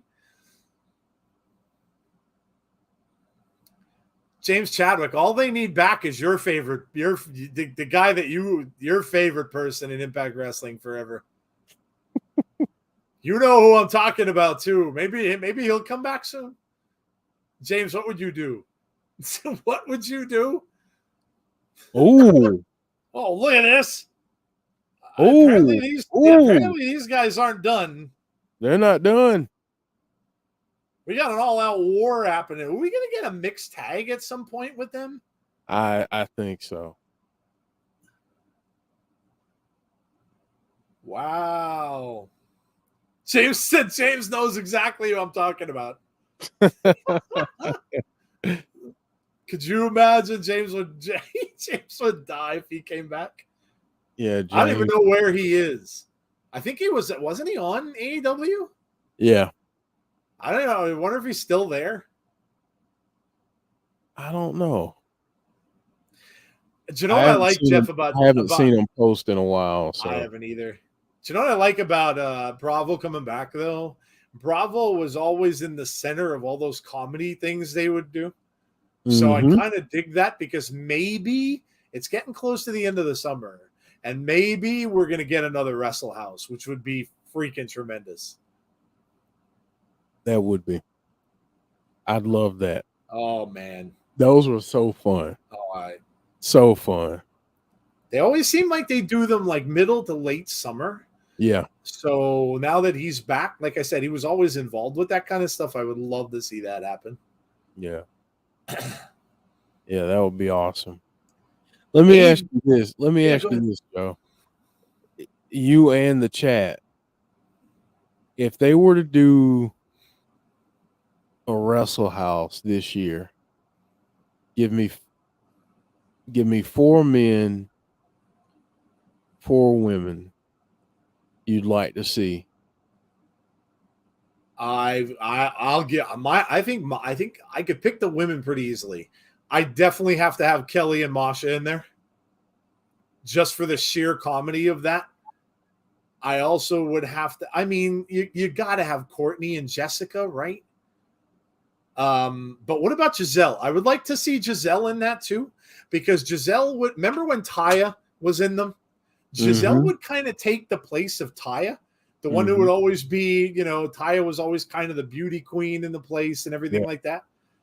But I think the women are pretty easy. The men a little bit tougher. But I mean, Johnny Swinger's usually always in them. Chris Sabin's been in them before. You know what I'd like to see instead of Sabin, Jeff? Alex Shelley. Because I think Alex Shelley would be hilarious in there. I do too. Especially with his yep. Could you imagine him just staying in the house and going, yep? Yep. Yep. We're going to get pizza. What kind do you want? Yep. Yep. No, what kind do you want? Yep. Oh my God, that would be hilarious. I love those, man. I just love they're so good. It's just like I said, it's just seeing people do things a little out of their element and doing comedy stuff, and I love them. Subculture, yes. The champs are here. The new champs, Subculture, up against ABC, and this is a rematch for the titles. John Kessler saying Joe Hendry. I would agree. Oh, no. Yeah, that's a great no doubt. Joe Hendry, no question. No question. Yeah. Joe Hendry would be doing videos for all of them. But not just that, but if they don't do like stuff around the house to like clean up, I can see them doing one of those for a messy roommate or something. Like the videos he used to do with like oh my God. Yeah. And all those to do is say his name and he appears and he would just show up in the that would be gold. That would be gold. That would be gold. The Gust. Oh yeah, I love those Wrestle Houses, man. They're so good. So good. I hope that's what this is leading to, because like I said, whenever Bravo's around, they do them.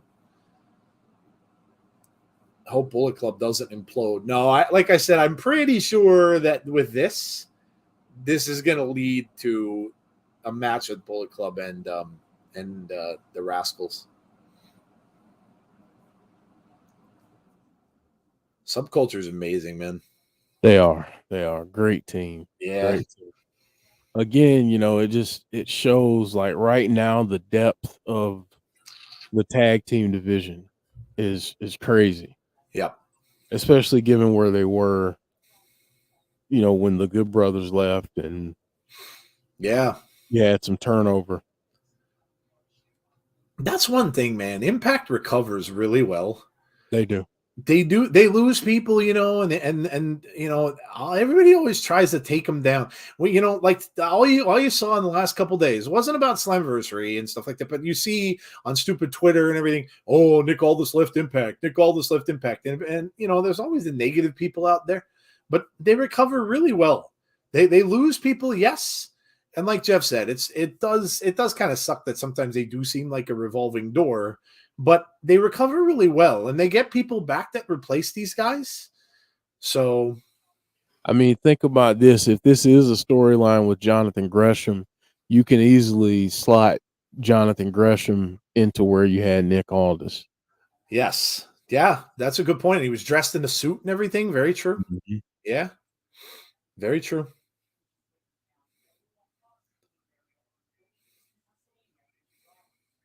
That's smart storytelling too, if you think about that.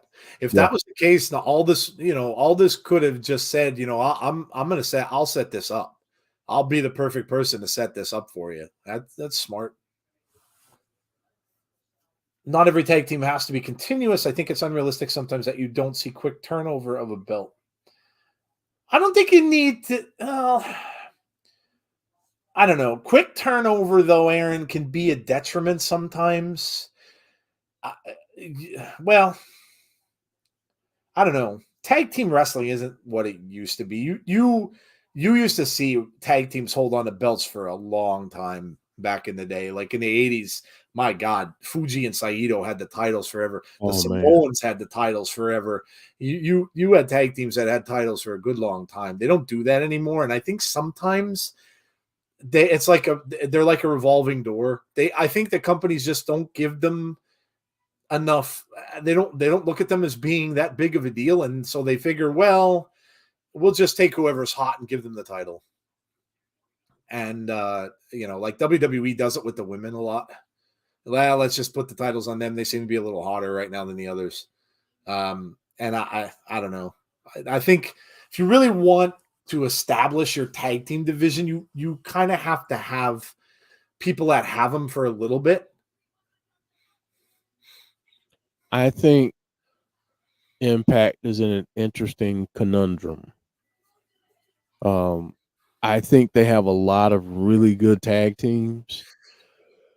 Several, probably you probably have at least 4 teams that you could argue could be champions right now. Yep. And it's like, okay, ABC is great, but you got Subculture out there. How long can we really keep the belts on ABC and not have the rest of the division lose steam? So I think in some ways with title reigns, if used properly, like you don't want it to become a hot potato, Right. but at the same time, you can build some excitement in your division. Not saying you change titles every week or every 2 weeks, you make it matter. Yeah. But they just have a lot of great tag teams right now. Yeah. A lot of great tag teams. Yeah, that's true. Which you can't say that about a lot of other companies. Some of them just don't. They Nice maneuver there from Ace Austin to avoid that. Misses coming off the top rope. Tries to get back over to Bay, but they don't. Oh, wow. Webster tags in, and Chris Bay's in. Hold the tag team titles for 1 year, 5 or 6 months. The belts will flip back to BC. I would like to keep the belts on Subculture for a while. When the undisputed era, what tag team champs and held the tag team titles for a while, undisputed era maybe. I think it's time for Pyro to return.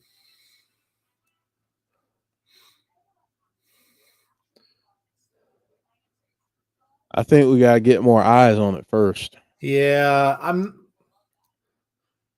cosmetic things like that, I don't think are what's really that important. I mean, it's more of a spectacle, and sure, the bigger companies can afford that. Those things aren't cheap. They're not cheap. You're spending a ton of money on pyro for shows and stuff like that. That stuff does not come cheap.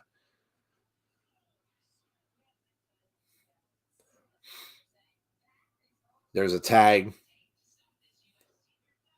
Bay goes down after the kick.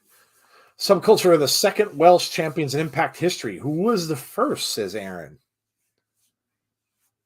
Good question for the chat. I don't know.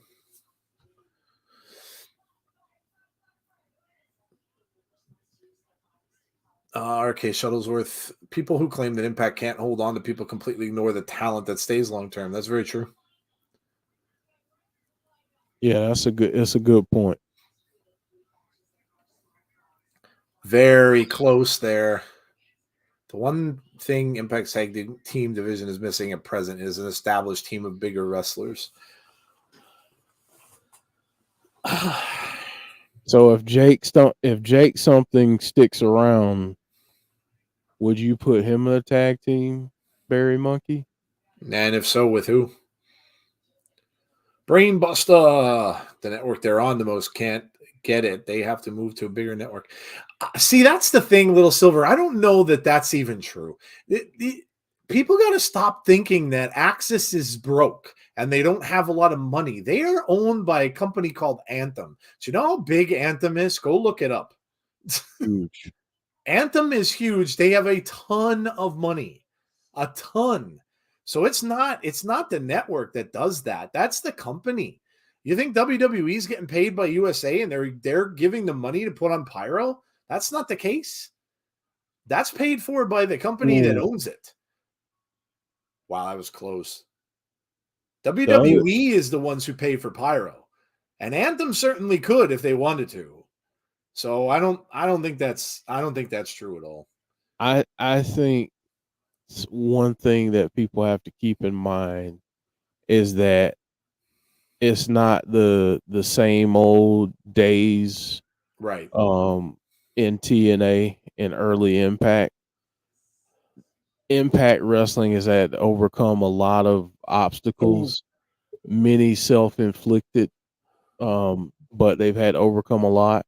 And I think this is all a part of their growth plan. I think you start out the way that they have, you book smaller venues, you kind of grow a grassroots campaign. That's essentially what they did through Twitch before. They're doing that through YouTube now. I think that they're slowly building the company back to a larger scale. But I think a part of this growth plan was earning back wrestling fans' trust. The ones that left at certain points, I think they're trying to gain that trust back. But I mean, I want more eyes to get on it, but I also want Impact to continue to evolve and succeed. Mm-hmm. So I think too fast and you hinder some of the future growth. Just an outside perspective. Pyro's great for people that are at the live events. Yeah. It's great for people that are at live events. When you're watching it on a screen, I don't like. I'll be honest. I couldn't care less. If I'm watching it on TV, I'm not there. But for the people who are live, yeah, I get that.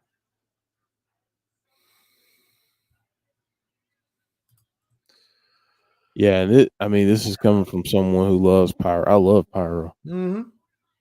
I'd love to see it back when they feel they're ready to hit that next gear. I think they'll do it. Step up in Seguri. We all want Impact to get bigger, but not everything needs to be WWE light. I think that's also a great point as well. I agree. I mean, especially if you go to having done this personally, see, yep, I knew this was going to happen. There's the Rascals interference. Yep. Ooh. Trey Miguel looks like he hurt himself. He was able to get that. Grabbing at the back of his leg. Yeah. 1, 2, 3. No. Wow, turnaround there from Chris Bay. Mm. Oh, wow. 2, 3, there it is. So the Rascals do indeed cost ABC. Wow. And from that, I just hope Trey Miguel isn't hurt because he looked like hopefully it's just a cramp. But he grabbed the back of his thigh and he was limping out of there. Step up in Seguri. Impact and cockroaches are the only thing to survive a nuclear holocaust. That's a fact. Subculture wins and retains. I was just going to say, like, the one thing I love about Impact, one of the many things I love about Impact is that it feels big, but it still has that indie flair to it too, in some ways. Like because of the proximity to the crowd, because of how the wrestlers interact with the fans. I mean, there are a lot of things that the more intimate setting offers you that larger settings don't. They were just talking about the Leo Rush and Saban thing, and they just said they have not yet received any sort of medical update on Chris Saban. Okay. The Johnny Swinger and Dice thing is indeed next week. Loser leaves Impact. And then we got this. Trinity and Danny Luna against the Coven. All right. And here's Young and all this next week as well. Yep. Next weekend. Next week, sorry. Next week's show is going to be tremendous. Yeah, man. A lot of goodbyes next week, too. We got a lot of time left. Yeah. Josh Alexander is out here. There's a hell of a lot of time left for just Josh telling us what he's going to do. Looks like Eddie, Alicia, Frankie, and Tracy may have had security preoccupied. Chris Saban is injured, though. He'd be out for we're not sure. They didn't. They said there was no update on his status. They're torturing us until next week with Swinger and Zeke. Yeah. They're torturing you, Heather, in particular. There's Josh. That guy in the crowd looked like Joe Hendry. Walking weapon chance. Danny Luna's a really good wrestler. Her match with Jody Threat was great. Next week, let's effing go. Let's go. There's a signed Canadian flag by Scott D'Amore. That's pretty cool. Yeah. That guy is literally at every event. Yep. Literally at every event. I think someone said that he works for them. You know what? When I retire, that's going to be me. You're going to be at every event? Be at every event. Follow them around? Follow them around. I'm going to be that guy. I will say that they have a core of fans that follow them. They certainly everywhere. I was fortunate to meet a few of them in Albany when we were here for Bound for Glory, but man, they have a devoted following. They're like Impact groupies. They do. Like you see the same people every time. Josh says, I love this place. Walking weapon. Yes, he is. Mr. Impact has been there since 2016.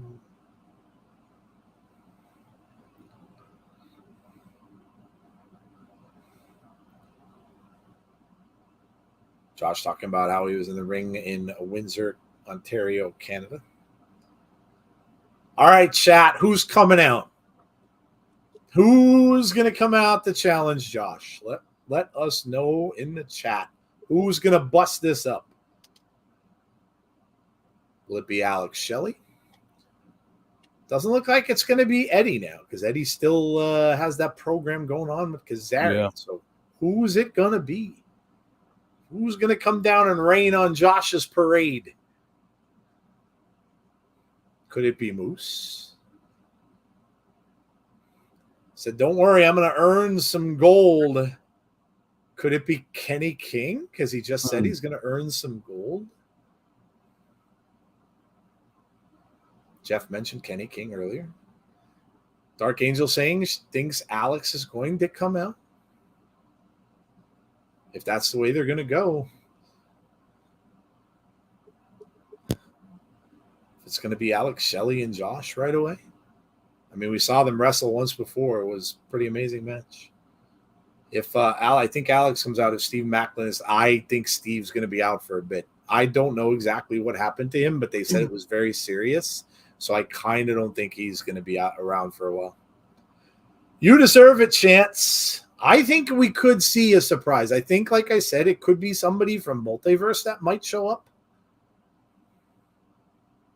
Said it was taken away because of a freak injury. James thinking Kenny King. Yeah, Jeff mentioned that. It's very good. Very good. Good point.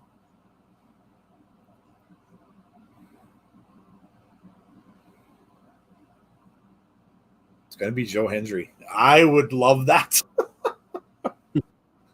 Could you imagine if, like I said, if Joe turns heel and Joe does a video about Josh? Oh my God. He might try to motivate him, Joe. Maybe. That's how we get it started. Yep. My sound is out on access. Oh, that sucks, John. Don't spoil it. You're ahead of me now. We're allowed to spoil it. We're just calling it along as we see it, man. Not really, kind of hard not to spoil. Eric Young?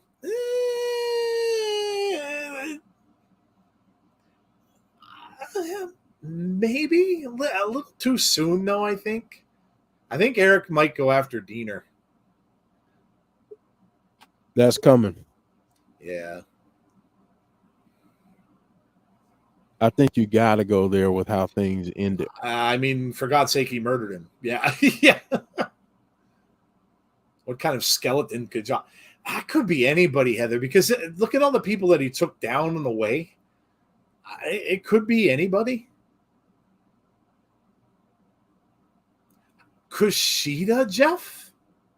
That's a possibility because of how that match went. Because didn't he wrestle Kushida, and then Kushida took his place basically in the match what he was supposed to be in? Yeah, he got hurt against Kushida too. And Kushida now has gold. Right? Wow, and he's 100% cleared, he just said. Oh, there you go.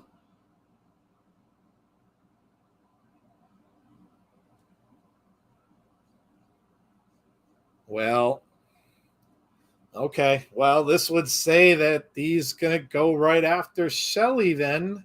Yep. Take it back. The Rascals ought to be fired. Unless somebody says you got to go through me first. Yeah. What about Gresham, or what if Speedball comes out? Speedball and Josh was an amazing match. I remember that match. Oh, my God. Kushida's the one who messed up his arm.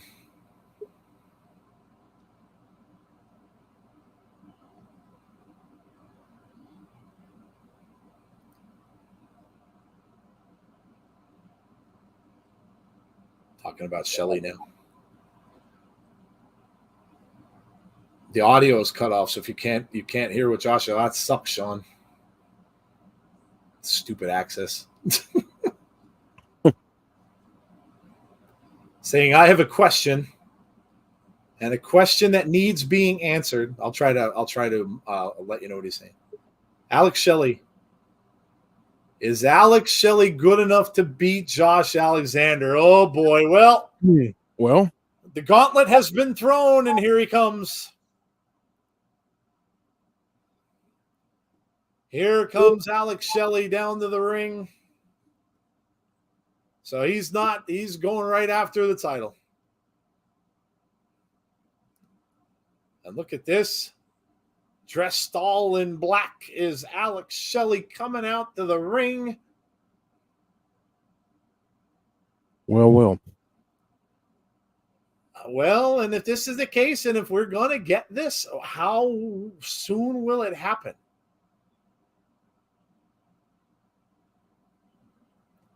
Oh, you couldn't have wrote that better. Josh fought him at Emergence last year. Yep. Oh. He Cool beat me healing to it. factor. That's funny. Called him Wolverine. Shelley says, you consider this yours. I knew you'd want it. You never lost it.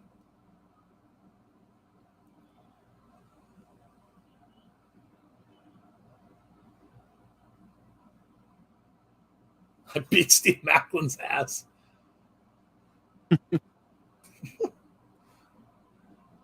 Time before that, I went toe-to-toe with you and I lost.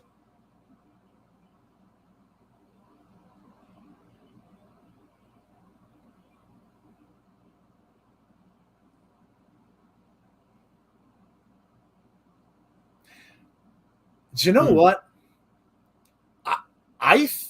Here's my quick prediction for this. I don't think Josh beats him. I don't know why, but I don't think Josh beats him. I think Alex beats him. Where would you go with Josh after that? That's a good question. I think, Jeff, that he goes to the top of the ladder and he doesn't get what he wants and just again goes back to the start, I think, a little bit. Yeah. Uh-oh. What are we getting here? Lio Rush? Is he going to do it?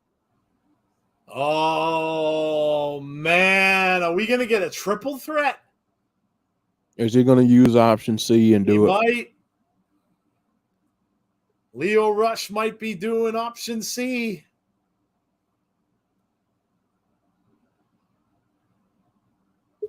He might be turning in that X Division championship to get his shots. So maybe this derails Josh a little bit because if he turns it in, that's his right for that match then, Jeff, right? Yeah. So there you go. This might derail what Josh wanted to do. Yeah. Option C, Jason Stoffer said it's looking that way. And then it would be Josh and Lio Rush if they go that way.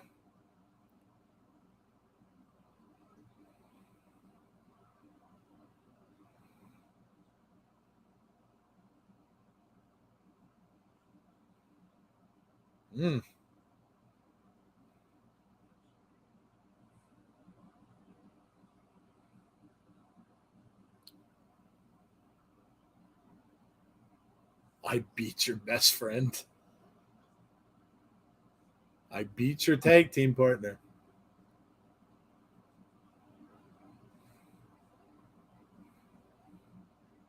I beat the 9-time X Division.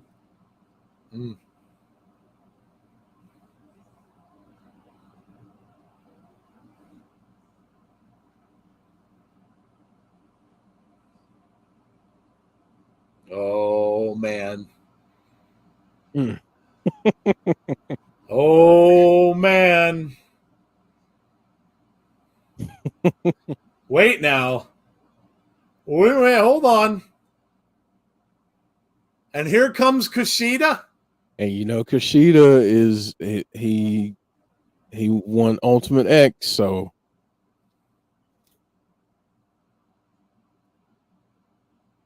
Kushida's look at him wearing that X around his neck.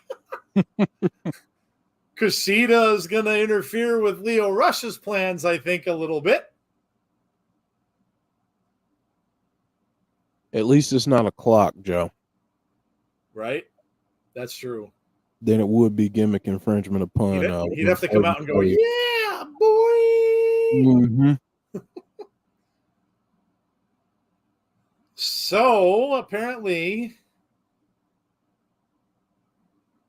that's going to derail that a little bit too. Kushida chance. This could just get all kinds of crazy.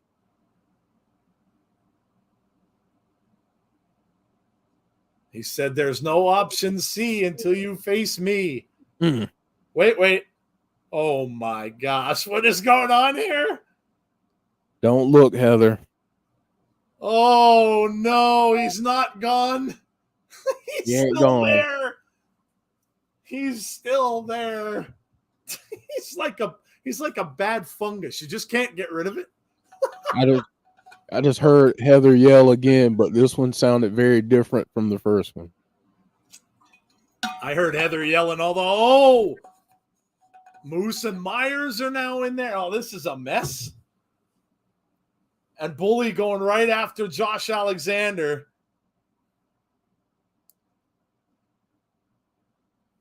Remember me with Bully with shots at the... Oh, well. So much for the best laid plans.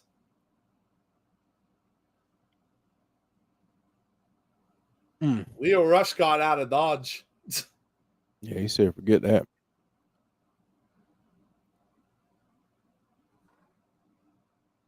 Get this piece of crap out of my range. Bully just threw over Alex Shelley like a rag doll.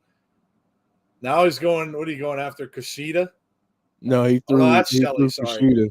Yeah,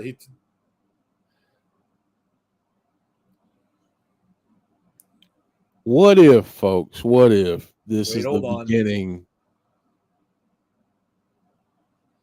Leo Rush is out of there. Leo Rush choosing not to hit him with the title. So he's out. Myers, however, is not. And that's how they're leaving it? What? They're going to leave it like that? I was going to ask Joe, what if this is the revival of Aces and Eights? Aces and Eights.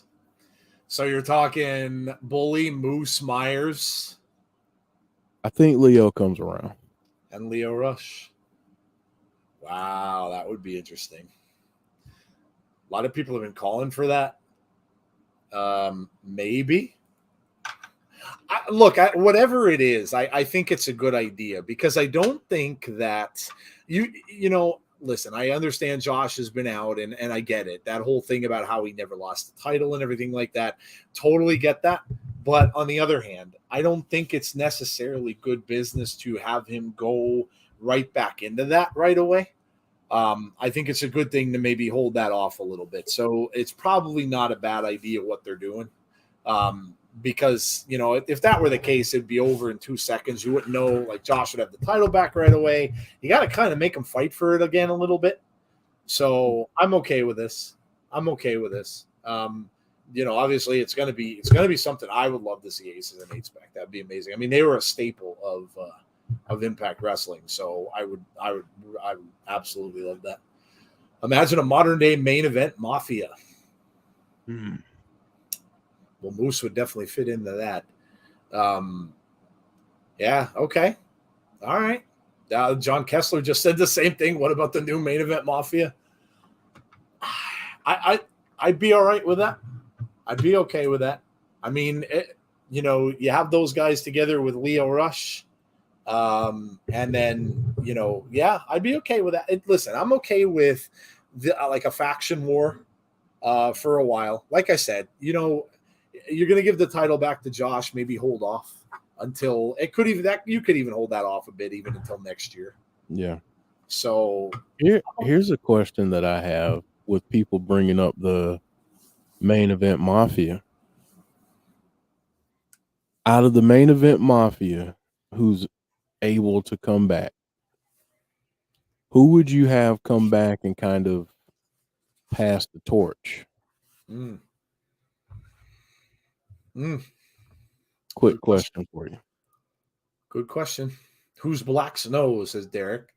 Carl Hickford, hello. Pretty good show tonight, says Brandon Davey. Yeah, it was. It was a good show. A lot of unexpected things. We knew that something was going to come of the whole thing with Josh, so I'm not a bit surprised by that. But yeah, they've set the next couple of months up nicely. Agreed. Scott Steiner, Kurt Angle, says James Chadwick. My audio just came back on. Good timing. God. But yeah, it's interesting. I see, looking at it from a standpoint of time to kill now, because you're going into multiverse, which is completely off the storylines, right? That's not the storylines they're doing on their weekly show. Emergence will be a little bit, but it's not one of their major pay-per-views. So until they get to their next big one, which is what, October-ish, that comes around. I forget that now. Is it which one's next? Which big one's next? You were at it last year, Bound for Glory. Bound for Glory. Yeah. So until they get to that one, you're probably not going to see anything major really happen with title changes and things like that. So if they're gonna do Josh and Shelley, it might be held off until Bound for Glory at the very earliest, which would mean that they've got to give these guys something else to do. So yeah. So I'm fine with it. I'm perfectly fine with it. Heather had a bad night. Yeah. I can't score this show. Zicky's gone. Bully isn't. Fantastic matches and a great angle at the end, but I can't score it objectively. Oh, I know it always can't be what we want it to be, right? It sucks. Aaron says 7 out of 10. Tell your wrestling friends. Imagine if we got LA Knight versus Joe Hendry. We did, boomers. Jeff shared that with me not that long ago. There was a clip with those two. Go look it up. Joe Hendry called them out. It was really funny. He did one of those videos. 9.5 out of 10. Yeah, give us your scores. Let us know what you thought of the follow-up to Slammiversary before we move on out of here for the night. I thought it was a good show. It was entertaining. Of course, we got a lot of funny developments tonight. We've got, Johnny Bravo's back. Come on. We're getting Zicky Dice and Johnny Swinger in a you're fired basically match. I haven't heard one of those in a while, since old time WWE. You're fired. It's a you're fired match. Yeah, we're getting some crazy stuff. They're going to do some goodbyes to some people. Yes. Obviously Zicky and Nick Aldis will both be wrestling probably for the last time with Impact, and at least in this go round. So getting some goodbyes, and you're seeing some newer people come in, some different storylines developing. Looks like some stuff with Masha and Killer Kelly and Giselle and Savannah, possibly, maybe. The Coven looking to go after, obviously we might get Kylan King going up against Trinity. That'd be a really good match. This was all about development. It was all about going the next steps, where they're going next in the future. And I'm down. I thought it was really good. I even love the whole Bravo with Dango thing. I think that's phenomenal. And then of course, Scott D'Amore establishing himself back as the president of the company. So I thought it was good. I'm going to give it it's really tough to follow up a really good Slammiversary, but I think they did a pretty good job. I'm going to give it a 9. I think I'm going to give it a 9. I think that's about fair. It wasn't phenomenal. Like it wasn't I gave Slammiversary pretty close to a 10.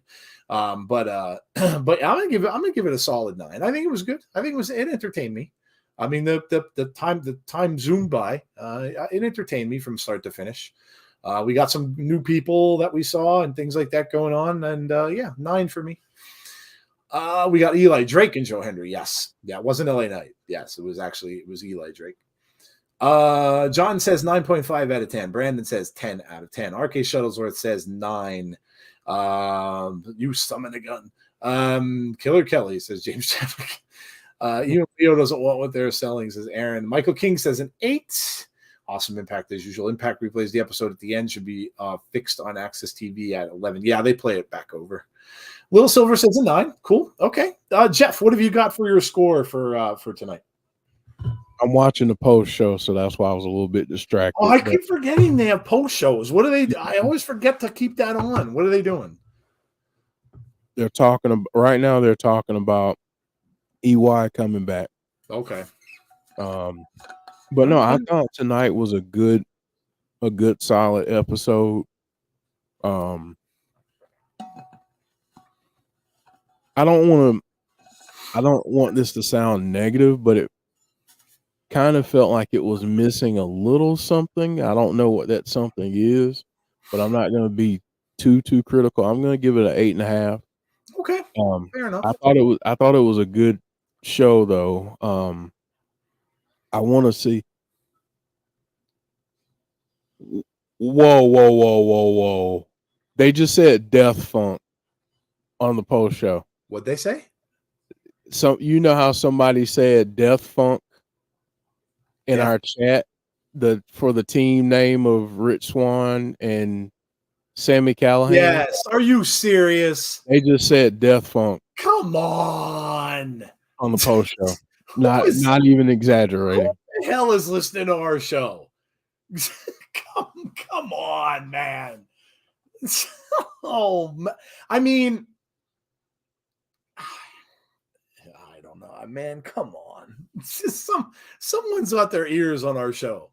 Someone does. I don't know who it is. If it's somebody from, come on, man. If you're listening to our show, it was someone in our chat. For God's sakes, give the person at least some credit. My goodness, we're not asking for a lot. I'm not asking for money. We're not asking for anything like that, but give us credit. Say where you heard it. It's got to be some social media dude that's listening in. It's like, come on.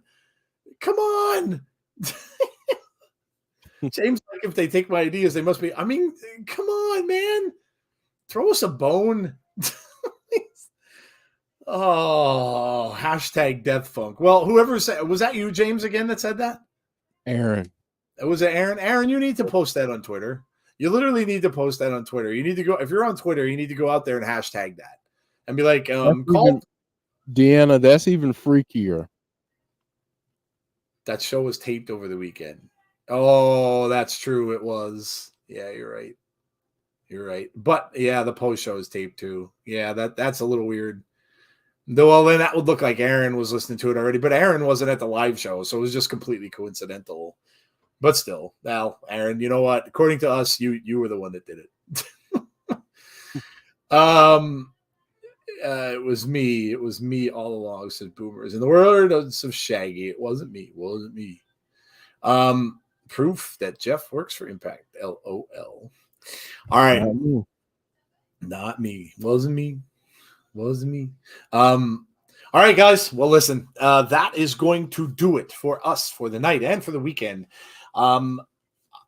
Next time we'll be Monday, of course, with Abby's Window at 6:00 p.m. Eastern Standard Time. If anything crazy happens, I will be watching SmackDown tomorrow night. But if anything crazy happens on SmackDown, I will post a video up. If it's uneventful, I know Roman is going to be there and stuff like that. But if it's nothing really big or nothing really eventful, I'll probably skip the video. But if there's something eventful that does happen, I'll put a video out about it. Otherwise, like I said, just stay tuned for when the little videos pop up. Make sure and check them out if you would. And if you're new to our channel, we appreciate you coming out. Make sure that you subscribe to the channel. Also, make sure you drop a like. That literally is first and foremost. We love having the subs. We love having you guys sub to the channel. Those are important too. But please like the stream. That is first and foremost because that is YouTube's thing. And you got to get those likes out there to get the video seen. So please make sure that you do that. Also, make sure to hit the notification bell to be notified about when we do have the future content. We'll be back here next Thursday for Impact Wrestling again, as we're here every single week at 7:45 p.m. Eastern Standard Time. That is it for us. I hope you guys all have a great weekend. Again, stay safe, be kind to one another, please, and hopefully we will see you all for our next stream. Have a good night, everybody, and we'll talk to you soon.